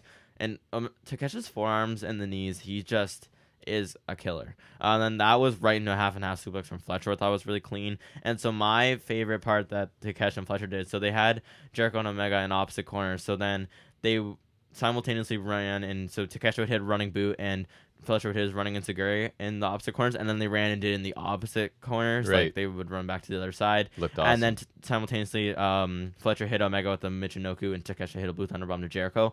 I thought that was a fantastic sequence. I made note of that sequence. That was well. so good because it just looked like clean. It looked like fluid, and there's like, it honestly, like that felt like a tag team thing. It looked like they've been teaming forever. Right. Not just like, today. If like you could honestly be forgiven for forgetting they were a one-off team, because that was just a super fantastic, just flush sequence. I really loved that. Just it was clean. And Fletcher nails that corner insecurity, because I remember that's the first thing he hit in that match with Cassie. I really love. Again, something I'd like to go back to watch. And he did it here, and he just nails it. And he has a really nice Michinoku too. And this is where I noted the crowd's really hyped now. This match was fantastic, I thought, for a TV match. Yeah. Jericho hit his Frankenstein to Fletcher, then Takeshita took him out with the Larry. I thought he came in with nice speed there. Then Omega nailed him with a really good V-trigger, and then Fletcher just smashed him in the face with a super kick. Omega went for like that discus pull-ish hammer he does, and then Fletcher just nailed him again. Just like two incredible super kicks there. Just really looked like he nailed him. And then a really nice brain buster. And now everyone's down, so I thought that was, again, a really fun sequence. We got a brief Fletcher Jericho strike exchange, and then the double clothesline left them both down. Omega hit Fletcher with the powerbomb running knee combo for 2, which looked really good as well. Then Fletcher avoided V-trigger by like following Omega, hitting a running heel kick, which looked really nice. And then he eventually got caught. It was a Codebreaker one-wing angel combo, gave the baby faces the win. So I thought that was solid. Then post-match, Hobbs came with a double clothesline, taking out Jericho and Omega. Hobbs threw Omega over the barricade into some empty crowd chairs, and then choked him with a guardrail in the crowd while Takeshita was beating up Jericho. Then Takeshita held Omega against the ropes, and Callis taped his wrist to the top rope, leaving him open, defenseless. Some gut shots from Hobbs, and he also beat up Jericho with a chair after he tried to shield Omega. And then unprotected chair shot to the head of Omega from Callis. It was. Which was, I mean, necessarily brutal. I think the feud would warrant something like that. Yeah, I thought Fletcher and Takeshita looked awesome together here. Fantastic. Some of the sequences were amazing. Really, really good TV tag match. Kind of like a quintessential AEW match, right? Fast-paced, hard-hitting, ref loses control. So many cool sequences and combinations. Not the result I necessarily wanted, but the match was really fun. But I feel like it's like, my thing was, I feel like it's kind of okay to throw them a bone, because I feel like they've been taking loss after loss after loss. So and you have a tag team that is first time together, so that kind of, if they don't win, it's not the end of the world. This spanned like 2 commercial breaks, right? Got like 18 minutes. Oh yeah, this felt like a perfect amount of time. Yeah, I really enjoyed it. I personally, I think I like it more than you do. I like the addition of Hobbs as the powerhouse in this family. I like it. It's just, for me, he's been tainted by the QTV. He's been adrift for a while, and I'm hoping this is him, this association and having a mouthpiece. I'm hopeful. I'm more hopeful for it than I am liking it right now. Yeah. I'm more hopeful, I feel like. The beatdown of Omega was good. It's that Callis just wants to end Omega, right? And he's going to keep adding more guys to help him do this job. And I like that idea. Yeah, I enjoyed this match a lot. Like the opener, I might have liked it better. I really don't know. I thought really good matches. Turned out really well, though. Like, I guess like all the people involved I really like, except for Jericho. But I just like this kind of over delivered for me, because just I really enjoyed it. No disrespect to Sammy, but I think it turned out a little better having Fletcher's, because I think he's so fast and explosive. I feel like it lent itself really well here. I thought Fletcher and Takeshita were a surprisingly great team. It was a great one-off, if nothing else, because I don't think we'll see it again. No. But it was really great here. The sequence where they did the opposing corner moves, as the cat scratching in the litter box. Yep. When they did the corner moves and then the stereo moves together, like that was so clean, and it was awesome. Fletcher always nails that corner kick. I thought Jericho, though, played his part really well, to his credit. I thought it felt like one of his better outings nowadays, and you were saying like feels like he's been doing better in like on all these multi-mans. I think that benefits him for sure. Yep. Omega had some great exchanges with Fletcher in particular, but also Takeshita. I wish the Callis fam could win again, but I think it makes sense for them to lose here just to throw Omega and Jericho bone after they've been like, it's just like a TV win right after they've been losing on multiple pay-per-views. So I think that's totally fine. I wish Fletcher didn't have to lose, but it makes no sense. At least he took like a double finisher basically. Right, he did. So I think that makes him look strong. The reveal of Hobbs in the post-match result was pretty good. It also felt like it got a good amount of time too, this match. And if Edge wasn't on the show, I think this would be such a great main event. So I like Hobbs, and I think he's a solid addition to the Callis group just because he's someone that's not been used heavily. Yes. So I feel like he could do well. It just feels like he's been going from one flop faction to another because I think Team Taz was never the best. I think Team Taz only peaked at the end when him and Starks had that brief tag run. Right. But I think generally speaking, Team Taz was kind of a flop, and I think especially QTV ruined his aura for me because I really liked him too, but I feel like that kind of killed him for me. Not killed him, but forget that. It was a blip but it just kind of damaged him for me. It tainted him a lot. But I'm happy to have him in the group, but they're just gonna have to do some work to get him back, like get my interest back for him, just because I feel like they damaged him a bit. But I'm willing to see that out. Right, I think he's good. So the chair shot to Kenny was also pretty good as well. I thought this match was really great. A pair of great TV matches. I would recommend checking this out too. I really enjoyed it. Next we got MJF in the medical room. The Acclaimed are in the background. MJ says this would all be easier if Cole was here.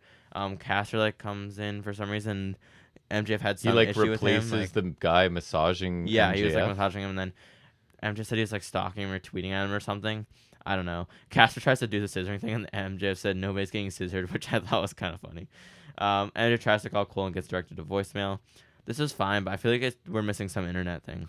That's exactly what I said. So I'm like, what? Caster's a stalker? Am I missing something? Internet business, obviously. Yeah. And I get that they just wanted a way for MJF to need Cole and Cole not to answer the phone, and this is what they chose, but I didn't really understand it. I can't say.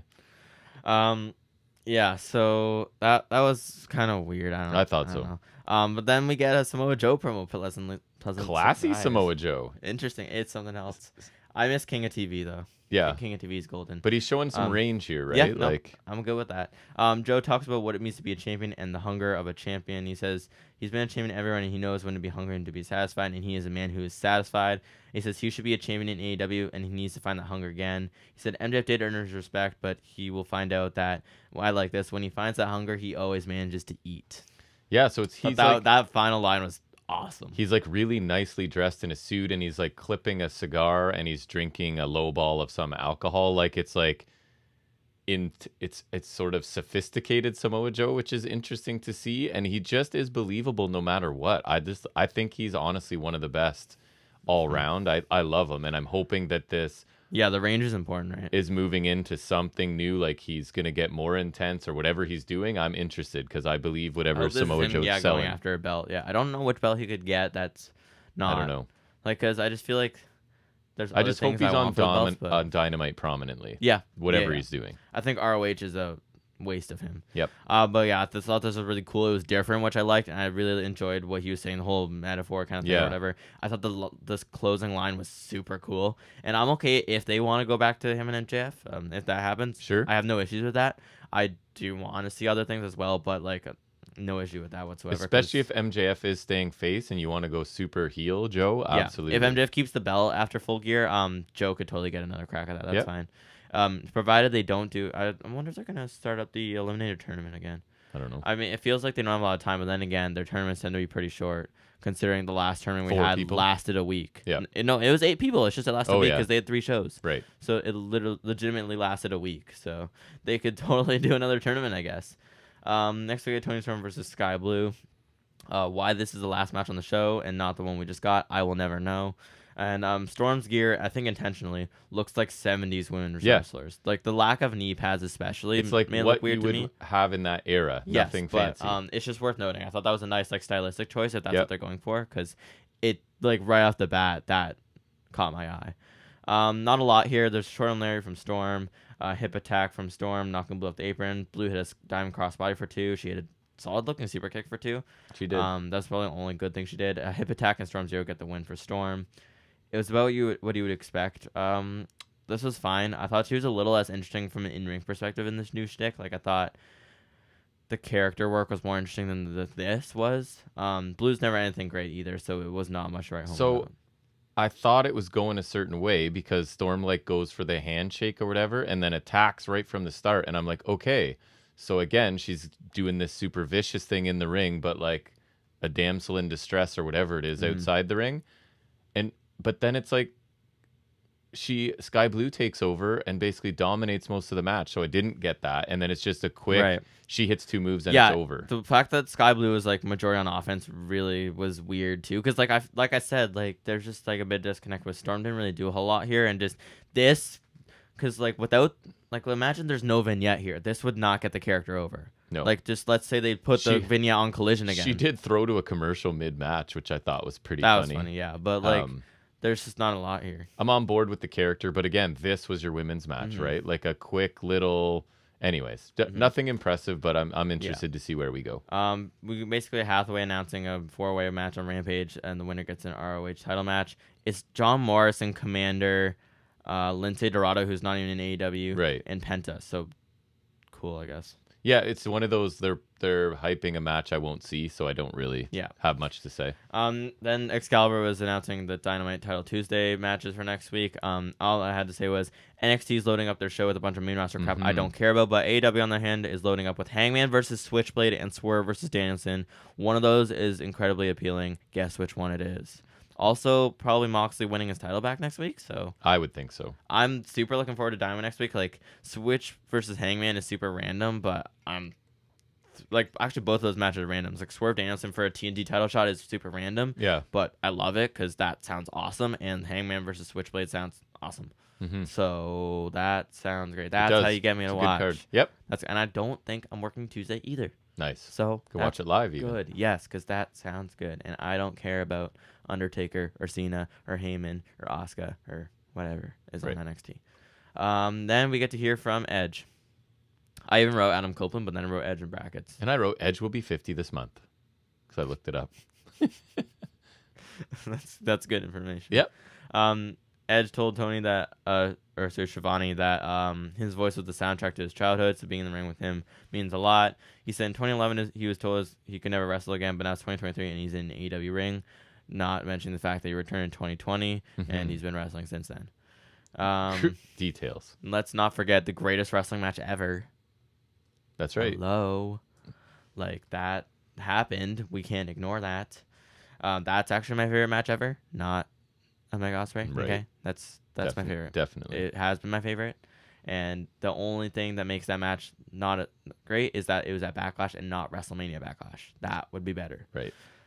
He said there are a few reasons why he's here, and he'll get to a major reason last. He said that the AEW World Championship would look good around his waist. Agree to disagree, sir. I think it looks good on Switchblade. He said that, you mentioned there's a lot of first-time matches against John Moxley. I would watch that. Kenny Omega, sure. Miro, I guess. Powerhouse Hobbs, which is a weird one, but sure. Jay White, yes. Juice Robinson, which is weird. And those are all amazing reasons to be there. I thought when you mentioned, I love Juice Robinson, but, if you're a legend coming into AEW, I would not be thinking about Juice Robinson first. No offense. I love Juice. We know this, but, Juice, Hobbs, even maybe Miro, those are weird choices. Just mixing it up, Maybe there's buddies. I guess, but those are weird choices, all right? That's all I'm saying. He said he's here to challenge himself after 31 years with something brand new, and the fans are making that happen, I guess, because I don't know. He said the main reason he came to AEW was he talked to his daughters, who are 9 and 7 years old, about what he should do, and one of them, his daughter said that he should go out from Uncle Jay. Exposing the business. Yeah, and he called him Jay a few times, which I thought was a little weird. Yeah. I don't mind it being there because it's his kid, but I feel like you should have reverted back to Christian pretty quickly. Yeah. And so you all know him as Christian Cage, which yes, that felt a little curtain appealing to me.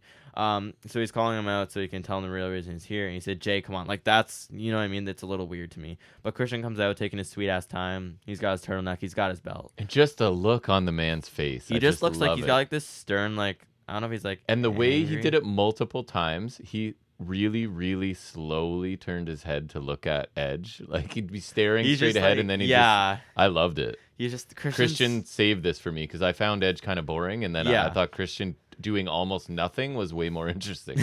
Christian's he's proven his worth. What can I say? Yeah. He said for 40 years they've been best friends. because he's 50. Correct. And Adam said this industry made them realize why they would be best friends for life. He said he beat up Nick Wayne and Luchasaurus because he sees Christian looking more like a dick than usual, and the fans chanted for that. He said that he knows more about, or he knows that about him. He still loves him. He said he saw Christian standing over Sting, and he went on about how great Sting was and how much he loves Sting. He's like Sting, it's Sting. Yeah. Like, that he was believable there. I thought that was good. Yeah, but it's Sting. I don't care. He spoke about how that was Sting who caused people to feel for 40 years. And he talked about how it's like his Beth's parents, or Beth's even know who Sting is. Like they know who Sting is, and they're like Dutch or something like that. He said he knows that Luchasaurus and Nick Wayne will draw Christian like a bad habit once they get all the info out of his brain, and Jay won't see it, which is weird. Whatever. Adam said that he's here because it's time, and for the first time since 2011, for the first time in like over 20 years, it's time for them to team together. He wanted to face a team like FTR, who are friends with him, because he made that reference in the Rollins feud, I think, when Rollins went to his house. Young Bucks, and show an entire generation of fans why they are arguably one of the greatest tag teams of all time. Now, while I'm not particularly excited about that, I feel like they will fare better than the Hardys. For sure. He said he wanted to end their careers together as a team. He wanted to show the fans what they can do. Finishing one more time as Christian looked around. They hugged, and so it's all happy. And then Christian said, "Go F yourself." Which was amazing. Which was just classic Christian. And then he said this is a reminder of what you're up against next Tuesday. And Edge and Luchasaurus had a distant showdown. Yeah, Christian saved this for me. Like, Edge was the first part until Christian got there was just... It's just, I'm not a nostalgia person. We talk about it all the time. So I'm just like, okay, get to the angle. I think it was kind of a promo 2 halves, though, because I think the first half was kind of like the crowd pandering, like, yes, it happy was, to be here thing that I expected. But I thought, like, obviously when Christian came out, he elevated it a lot. But I thought just also Edge having, like, a topic to focus on, like, teaming Christian. Like, yes, that was kind of in the same vein as the first half, but I thought it was a lot better when he was actually talking about something and not just being Christian's face the whole time, and not just like, because I feel like the first half it was just like the general future, like it was like shtick that you get like super all the cookie time. Cutter, right? I'm new to the company. Here's what you say. Exactly, but I like once it became about him and Christian. I feel like once he had a focus, I thought I enjoyed that more, and I thought of course the best part is reserved for Christian. Just I love that he's still a dick, even he's hugging Edge and he's just like, go F yourself. And I loved it. It's so funny. Like it's Christian. It's Christian. And so they bring these guys in for the big moments like this, but then I feel like at some point you have to long-term book them and keep including them, and that's when it gets tough, right? They always have bring them in and get the reaction you want, but then you've got to worry about like the next 6 months, 2 years, whatever. Right, and if Edge is full-time especially, right? Like he said he's going to be, so we'll have to see about that. I loved Christian in this, and Edge was fine. Edge was good, yeah. Christian made this, of course. Yep. Thoughts on this show? A bit of a mixed bag, right? So 2 fantastic matches, but then I think the matches really elevate the show, right? But then a squash and enhancement and a short women's. Well, I guess I kind of, but like so kind of a mixed bag there. I liked Christian's involvement here, obviously. Any other Bullet Club Gold was really good. I don't know. I'm kind of torn on this show. I liked a lot of things, and then some things were. I'll go a solid B. Just because I mean 2 of the matches really liked them. 3 of the matches not so great, and then some other stuff was good. B show.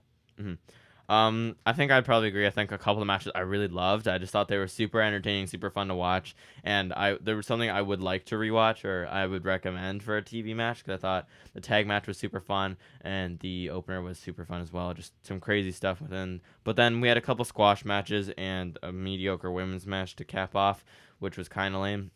But then we also had a great Bullet Club Gold segment. I think the best parts of the show were the 2 matches I really enjoyed, which is the international title match and the tag match, and then the Bullet Club Gold segment I would also kind of recommend.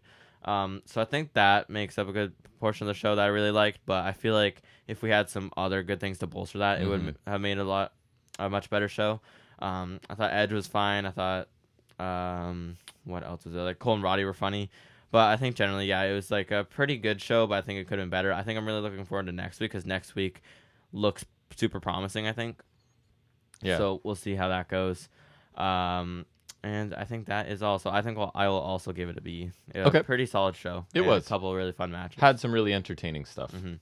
All right. So let's stop there and move into a little bit of trivia, where I'm going to try something new. We'll see if it works. It might not. So hopefully you get this trivia. And that's what we call Off the Top of His Head.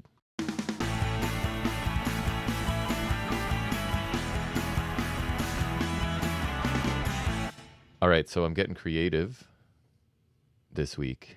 We're going to see if it works. We're going to try and get some audio in, and I'm going to quiz you on wrestling themes. So I'm going to give you 10 At least I can hear it, so we'll see how this goes. Yeah, we'll see how it goes. I think I know what I'm doing, and I'm actually, the new interface I bought allows me to do this, hopefully, if I'm smart enough. Hey, if it's what I think it is, I would love to do this many times. So, sorry, how does this knob work? Which way am I turning for, like... You want more volume? Yeah, like, definitely a little bit. So okay, I'll turn it up. I bumped it up. So if you're going that way, clockwise to go like, louder. Towards me? Clockwise.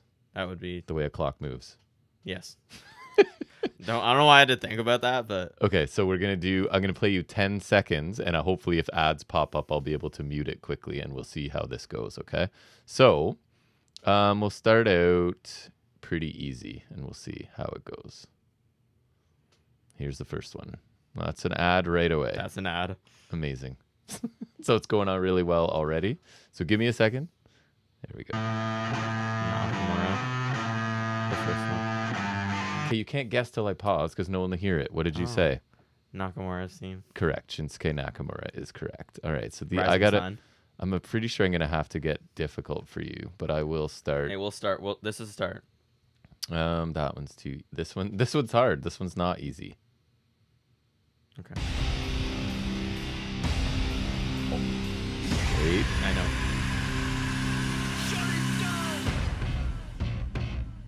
I got it. Okay. It's Retribution. Okay. And who? They said it's Mustafa Ali specifically, but really? Ali had a different. I would give. Ali had a different theme. I would give it to you. And looking at the thing I'm looking at, it looks like the sound is coming through onto the recording, so that is amazing. All right, let me pick another one here. Okay. Do you know this one?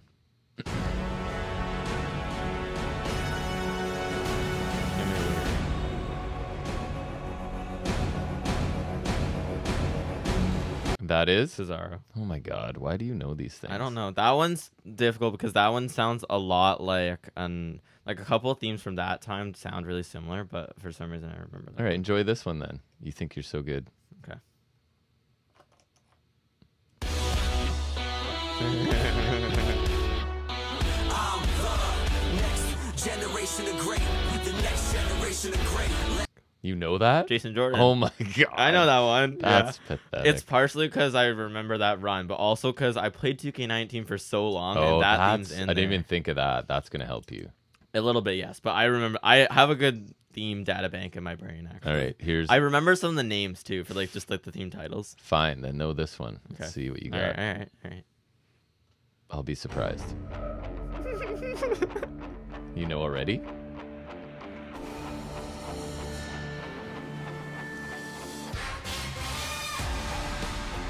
Who's that? I already hear him screaming. That's Tozawa's. Oh my God. You got a problem. Oh, I love that. I could do this for weeks, man. You could honestly just do this for months on end. Okay, good luck with this one then. Okay. If you know this one, good for you. You might.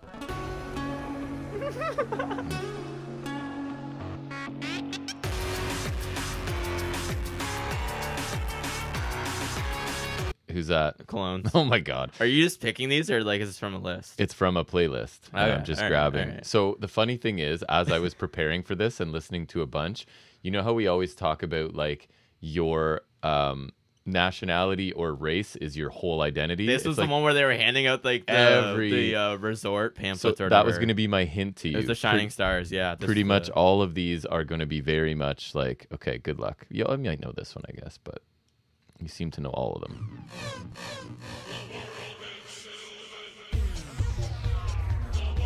You got me there. I don't think I've heard that. They're one actually before. Is that one like new? They're listen carefully. I'll play it again. They're actually saying his name. Okay. His first name in there. I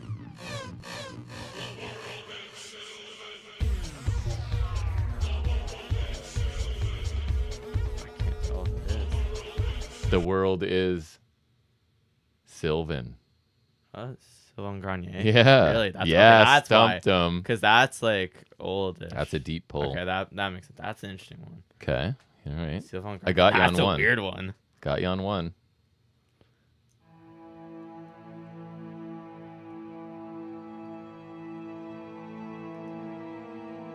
I might let it go beyond 10.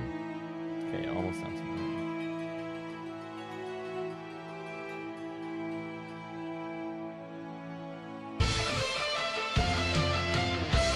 Is it Tajiri? You've definitely pinpointed the culture they're going for, but no. Like Kenzo Suzuki? No.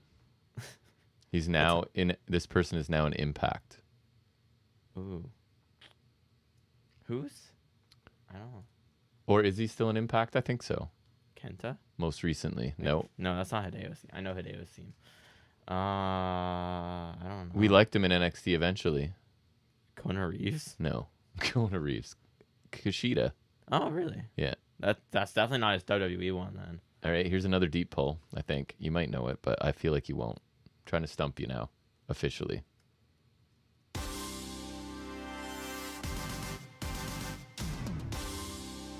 Oh. Oh. I know it. Oh my god. It's not much different from his current theme. That was his WWE theme. Oh my god, I know it too. I'm gonna be so mad if I don't get it because I've heard this.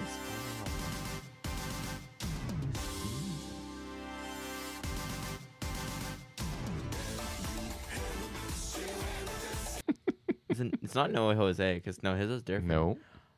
Oh, currently in Impact Wrestling as well. I know who it was, but it's Rich Swann. Yes, because I knew it sounded so familiar, and I remember now that you hear. Yes, okay, because it's been so. Because I've been WWE, and I remember that now. Because I knew I recognized it as soon as I heard it. I was just like, I knew it. All right, next one. I remember that theme. Oof.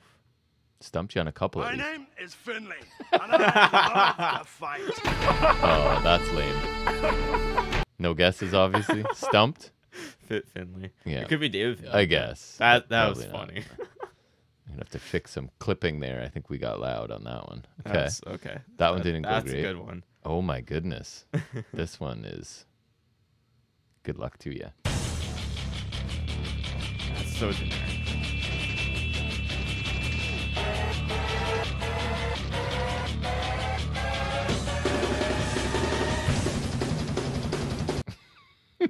That could be anybody's theme. It's super generic. That is Vance Archer's theme, apparently, from WWE. Okay. The Murder Hawk. Yeah, so there's no way. Right. Vance Archer. Yeah, right. You might know this one. It's a throwback. We didn't lie to you, folks. We told you we had living, breathing monstrosity. You don't think it's funny? It's sad, is it?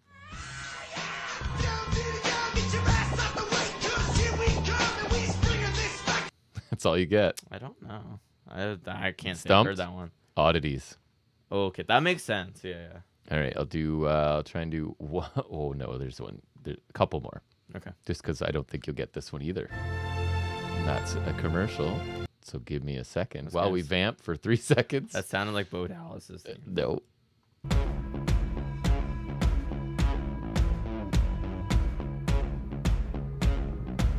Can't get that one. No. NXT, he had a championship there. Probably the most surprising champion they had. Skinny boy. Leon Ruff? Correct. Okay, that makes sense. I feel like I remember that kind of. Oh, I love if you get this one. No way.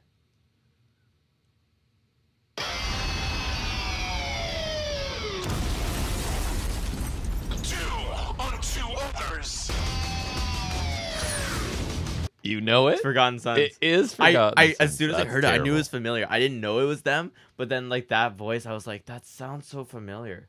The voice in that almost sounds like Eric Young. You got it. Oh, okay. I was like, it sounded so familiar for a second.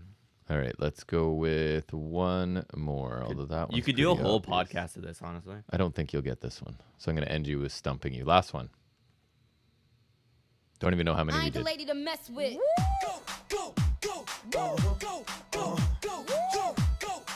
Not the lady to mess with.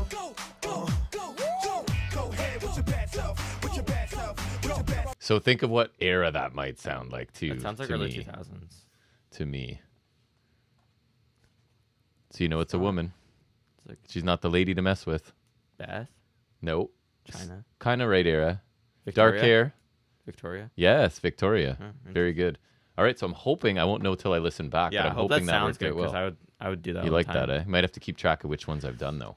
But anyways, we'll switch back now. We got to go fast. You could do like era-centric ones. I'm going to go super fast through the rest of my stuff because we got to get going for Thanksgiving. But we'll go back into talking about some of the stuff we watched this week in the world of wrestling. What we like, didn't like, stuff that's notable. It's Highspots and Restholds.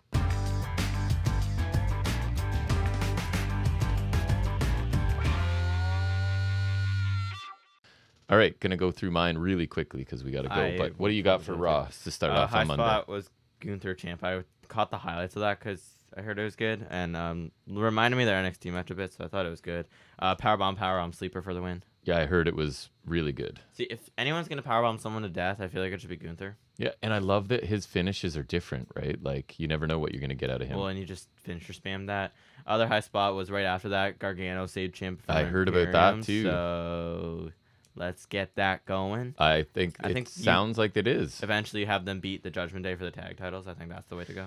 And then eventually you do their breakup story that you did on NXT and act like we never saw it. I don't care. Again, yeah. Run it back. I'm fine. I'm totally okay with that, yeah. Okay. NXT. Good opening segment, I thought. Becky Lynch is in the ring talking about she's not medically cleared after her brutal match with Tiffany Stratton. Lyra Valkyria comes out and she talks about how inspired she was by Becky Lynch. Long story short, she's like a girl from down the road, ended up main eventing WrestleMania. So as a young woman into wrestling, like that was huge for her, I guess. Then we get Indy Hartwell. She comes out next, kind of out of nowhere, right? I saw a little thing from Raw on YouTube that like Becky invited her for a match at NXT, which is weird, but like it's still, I don't know. So she talks about becoming NXT Women's Champion at Stand and Deliver, having to give up the title because she got hurt, then getting drafted to Raw, and then really doing nothing. For reasons no one She didn't mention that part, but and then she's like, "Oh, this is my home. I got married in this ring, etc., etc." Roxanne Perez is out next. She respects Lynch, but Perez says she's going to take back the women's title at Halloween Havoc. And of course, surprise, surprise, this leads to a triple threat match tonight where the winner will face Lynch at night 1 of Halloween Havoc for the championship. So it's a simple story, right? I thought it's fine. I really like Valkyria, so I was hoping coming out of this that she would be the one to win the triple threat because her story is the most interesting. Indy coming back just feels kind of random, but I guess she's had another body just so that it's not Valkyria and Stratton again. And she's not doing anything right anywhere else, so why not? How could she? She's not interesting. I think you might have been around for this solid tag team match. Wolfgang and Mark Coffey taking on Butch and Tyler Bate. We got a double finish at least, which I didn't love. A double team Tyler Driver 97 on Mark Coffey for the win after about 10 minutes. And obviously, like these four have wrestled many, many times, and I thought they had pretty good chemistry. And then you get Gallus attacking after the match, right? So the numbers game until who shows up to even the numbers. You saw this. Yeah, Ridge Holland. Ridge Holland runs back and headbutts and pounces, I think it was. Joe and Gallus end up retreating. So Ridge isn't a return I'm looking for, but it does kind of make sense. I thought he left NXT too early. Clearly, they like him because of his size mostly. Staying around, though. That's the thing. If he is returning for more seasoning, that makes sense to me, but who knows? He might not be there long. But regardless, I imagine we're getting a 6-man tag at Halloween Havoc, maybe, seems like. Anyways, we'll find out, I guess. We get a lengthy segment with Dragunov, Trick, Mello, and Dom all involved. And basically, long story short, Trick decides that he does not want Mello at ringside for Trick's match against Dom tonight. So it kind of feels like that story is still ongoing, and I like it. It's been moving kind of at a nice, slow pace for me. A little bit every week, just a tiny little segment. Either it seems like Trick and Mello are on the same page, or maybe they're not. So that continues. I thought there was a pretty good triple threat match with the women in this, and it was the outcome I wanted. Lyra Valkyria defeated Indy and Roxanne Perez. And again, I just think Lyra's story is the best connection to Lynch, by far the most interesting. Yes, it's face versus face, but it's like, Irish. It's like a kid against her idol kind of thing, right? So it also, I think, is the best possible wrestling match out of all of them because I think I think Lyra's sick in the ring. So I mean, that's mean towards Indy Hartwell, but Lyra won with her splash that did not look great. I think you were didn't there like for that. No. Her kicks look really good, so I don't know why she can't incorporate a kick finisher of some kind. Probably should, right? She should. I mean, definitely not that splash. And then who shows up after this? We get another main roster show up. Who was it? I don't remember. Good old Tegan Knox. Oh yeah, right. Is she facing Lynch on Raw? Yeah. So she's been supposed to get a match for weeks, but things keep getting in the way, like real life. This felt random, and I'm not sure anyone really knew who she was. I almost forget about her, and I like her. I think she's fine. It's just Tegan Knox is good. She's been out of sight, out of mind for me. Yeah. I liked Braun Breaker interacting with Mello backstage, right? He talks to... I liked how he was kind of like going... Yeah, he's like, listen, man, if Trick's your buddy, how come he wasn't there at Gorilla when you suffered that loss? He should have been there to hug you and console you. And you can see Mello, the wheels start turning, right? And Braun's like, nobody understands how you feel more than I do as someone who lost the title. And basically, he's kind of like destroying everything is the way to go, and you should just go heel and destroy people like I do like am. heel Mello. Right. So I think it's cool, right? Everyone senses this Mello Trick implosion. Mello's having self-doubt, so they're trying to pick up the pieces and align themselves with one or the other of them, right? People want Trick, people want Mello. I think that's cool and kind of a realistic thing. And I would have been okay if Mello was like, yeah, and turned heel, to be honest, because heel Mello is awesome. But anyways, I prefer It's been a while. I almost forgot about heel Mello, because I used to be wanting not only go back to heel does Mello, but... heel Mello not arrive, but he reveals to us that he's going to be joined by John Cena next week. So unless he wants to turn on Cena, because that would be strong. Remember, they're not competition. That's though. right. That's right. That's the running theme this week. That's right. Looks like we're getting at Dragunov versus Corbin at Halloween Havoc, because Corbin sort of walked up title, and interrupted, I think so, Dragunov, and reminded Ilya that outside of Mello, Corbin is the only one to beat Dragunov in the last year. Which, that just seems weird. And he's also like, and I took badass Braun Breaker down, etc., etc. So it feels like meaner than evil too. Also, let's not forget. Could be. So this is weird. I can't believe I'm saying this. I liked Davenport Dolan, and I think it was mostly because of Dolan. That's strange. I don't know if she's in better ring shape or something, but her offense looked faster and crisper than almost anything I can remember. Maybe she remembered she's actually a wrestler. It was a really short match, and she ended up winning, but I thought there was good intensity. So it was basically chair get introduced a couple times by each woman, I think. Referees taking it away from Davenport. Dolan rolls her up. So cheap finish, but I thought Dolan looked pretty good, actually.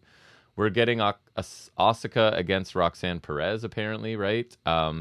Kiana James said that if Perez wants a match with her, then she needs to beat Asuka next week. So surprise, Asuka's coming. Again, they're not competition. So this I did for fun. They went through all of the breakout tournament roster. Oh, God. And they gave them each person got a second with their accolades and their intangibles on screen. So I made a little table. You know me, and I like tables. Okay, yeah. So Lola Vice first in the order they appeared for us. Accolades, former Bellator MMA fighter. That's legit. First Cuban-American female superstar in WWE. Cool. Okay. Intangibles, grit, and determination. I would agree. Those are actually intangible things. Yeah. Danny Palmer, three-time national in acrobatics and tumbling, scholar athlete of the year. She's going to tumble through the ring. Intangible, Daredevil. Yeah. Okay. Well, because not everyone... That's like saying that's Darby Allin's intangible, right? Not everyone's like, that's fair. Okay, I'll give them that one. I would say being a daredevil is tangible, but being because I can see it, but whatever motivates you to be that way. So I would have liked an adjective there. Okay, I'll give them that, though. That one's like plausible, I feel like, though. Ariana Grace, Canadian. Miss Universe Canada finalist. I don't even know what that means. She was in the Miss Universe beauty pageant. That does her a lot of... Intangible. This one made me laugh because she's clearly being the delusional heel, right? Intangibles, likability, compassion, self-awareness. Okay, I like that. I quite enjoyed that. Self-awareness is a good one. I loved it. Okay, yeah. I like that one. Jada Parker, accolades, national champion at LSU in softball, SEC champion in LSU in soccer, intangible, athleticism. Okay. Yeah, I guess. Jakara Jackson. Okay. Vogue runway model, bikini bodybuilding champion. Her intangible, supreme confidence.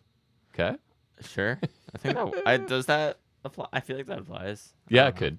Carmen Petrovic, Canadian. Okay. Third degree black belt, U.S. Open champion in karate. Sweet. Intangible, pinpoint precision, mental focus. I feel like pinpoint precision you could train, so maybe that's not intangible. Yeah. And I feel like the focus is probably... I think that applies. Kalani Jordan, who they're putting over as the favorite. That's your favorite? Three-time Michigan State gymnastics captain. 5-time academic All-American. Intangibles, body control, ring IQ. Please. isn't that tangible. B, I don't think that applies to her. Finally, Izzy Dame, professional volleyball player, first team All MAC. That's just the conference she played in volleyball. Her intangible physical toughness. So interesting. So we do get the first tournament match. It is, I guess, notable because it's a tournament. Kalani Jordan did defeat Izzy Dame in the first match. I was actually impressed with Izzy Dame. She's like a less muscular Gonzalez, like that size. Okay. So she's a big volleyball player, right?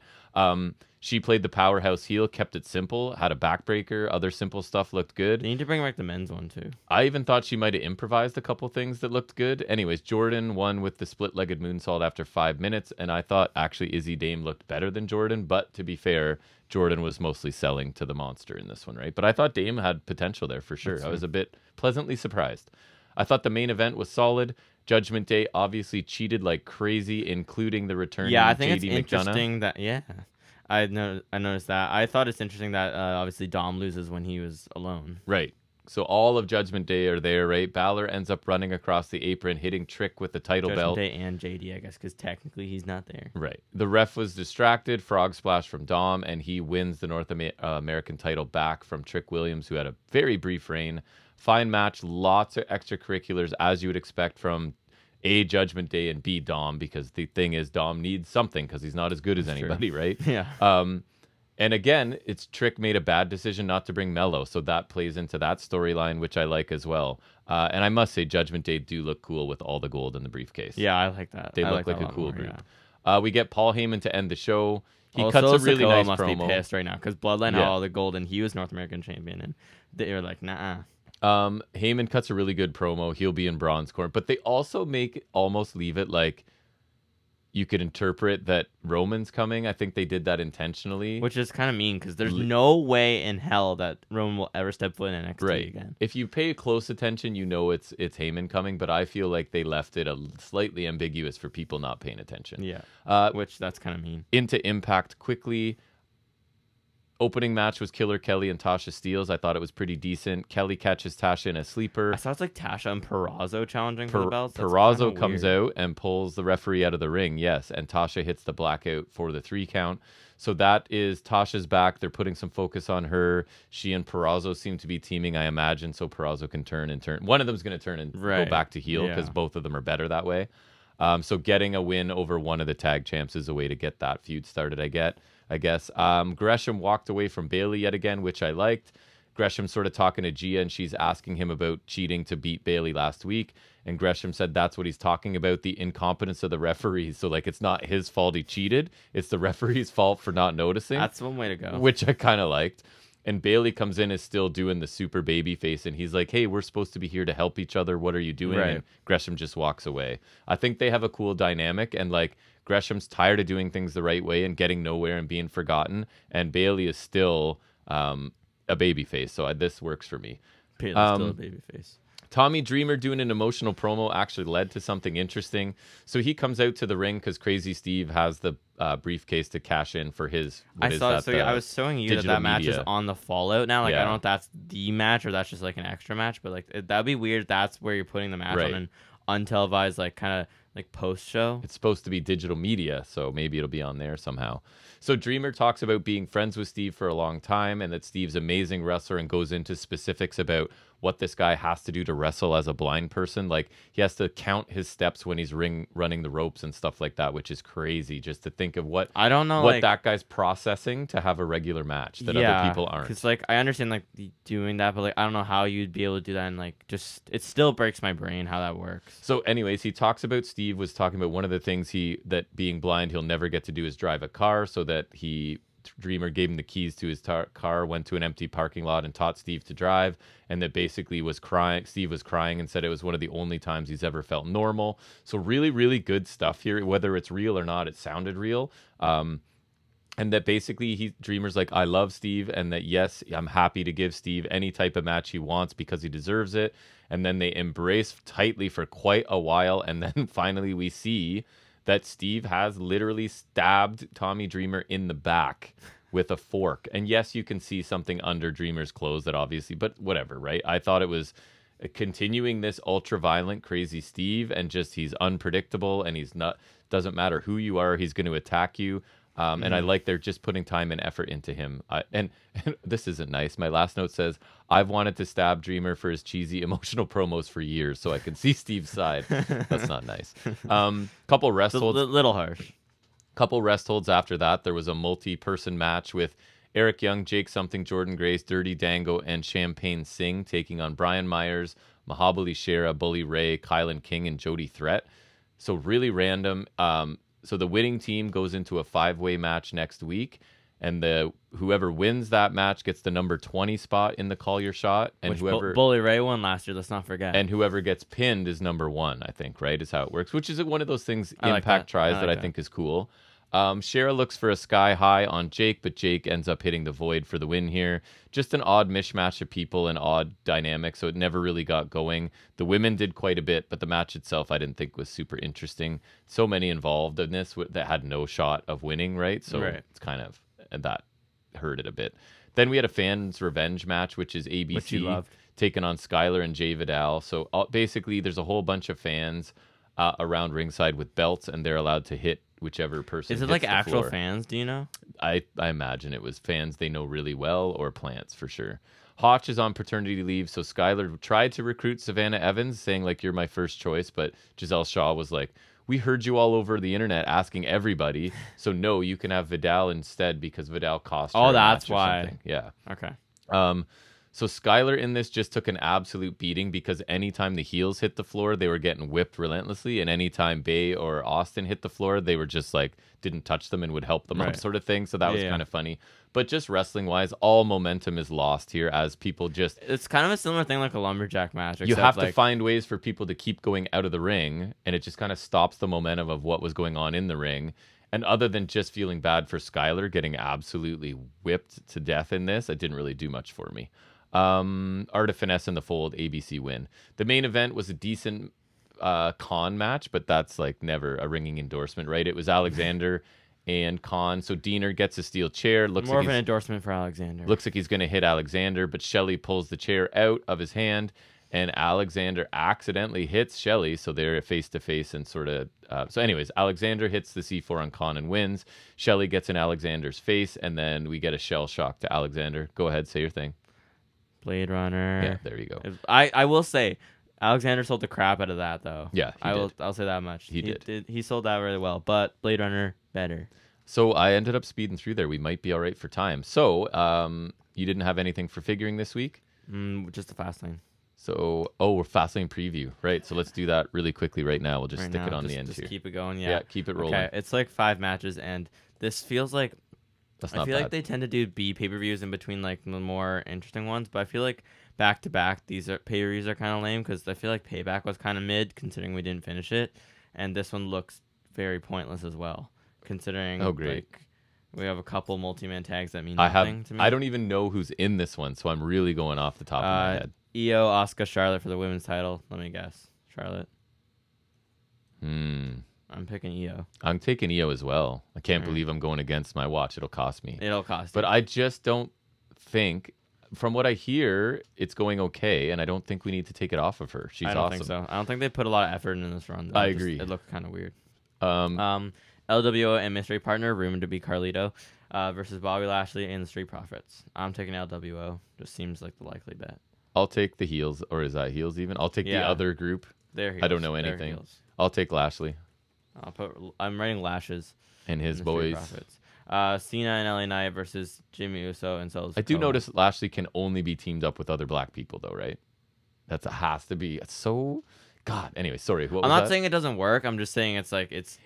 It's not that it couldn't happen. It's just that it's the only thing that happens. Yeah. Like, yes, people of similar races do hang out together, but not exclusively all the time. But anyways. It is what it is. Yeah. Sorry. What was that match? Cena and LA Knight, versus Bloodline, kind of. Who? Uso and Solo.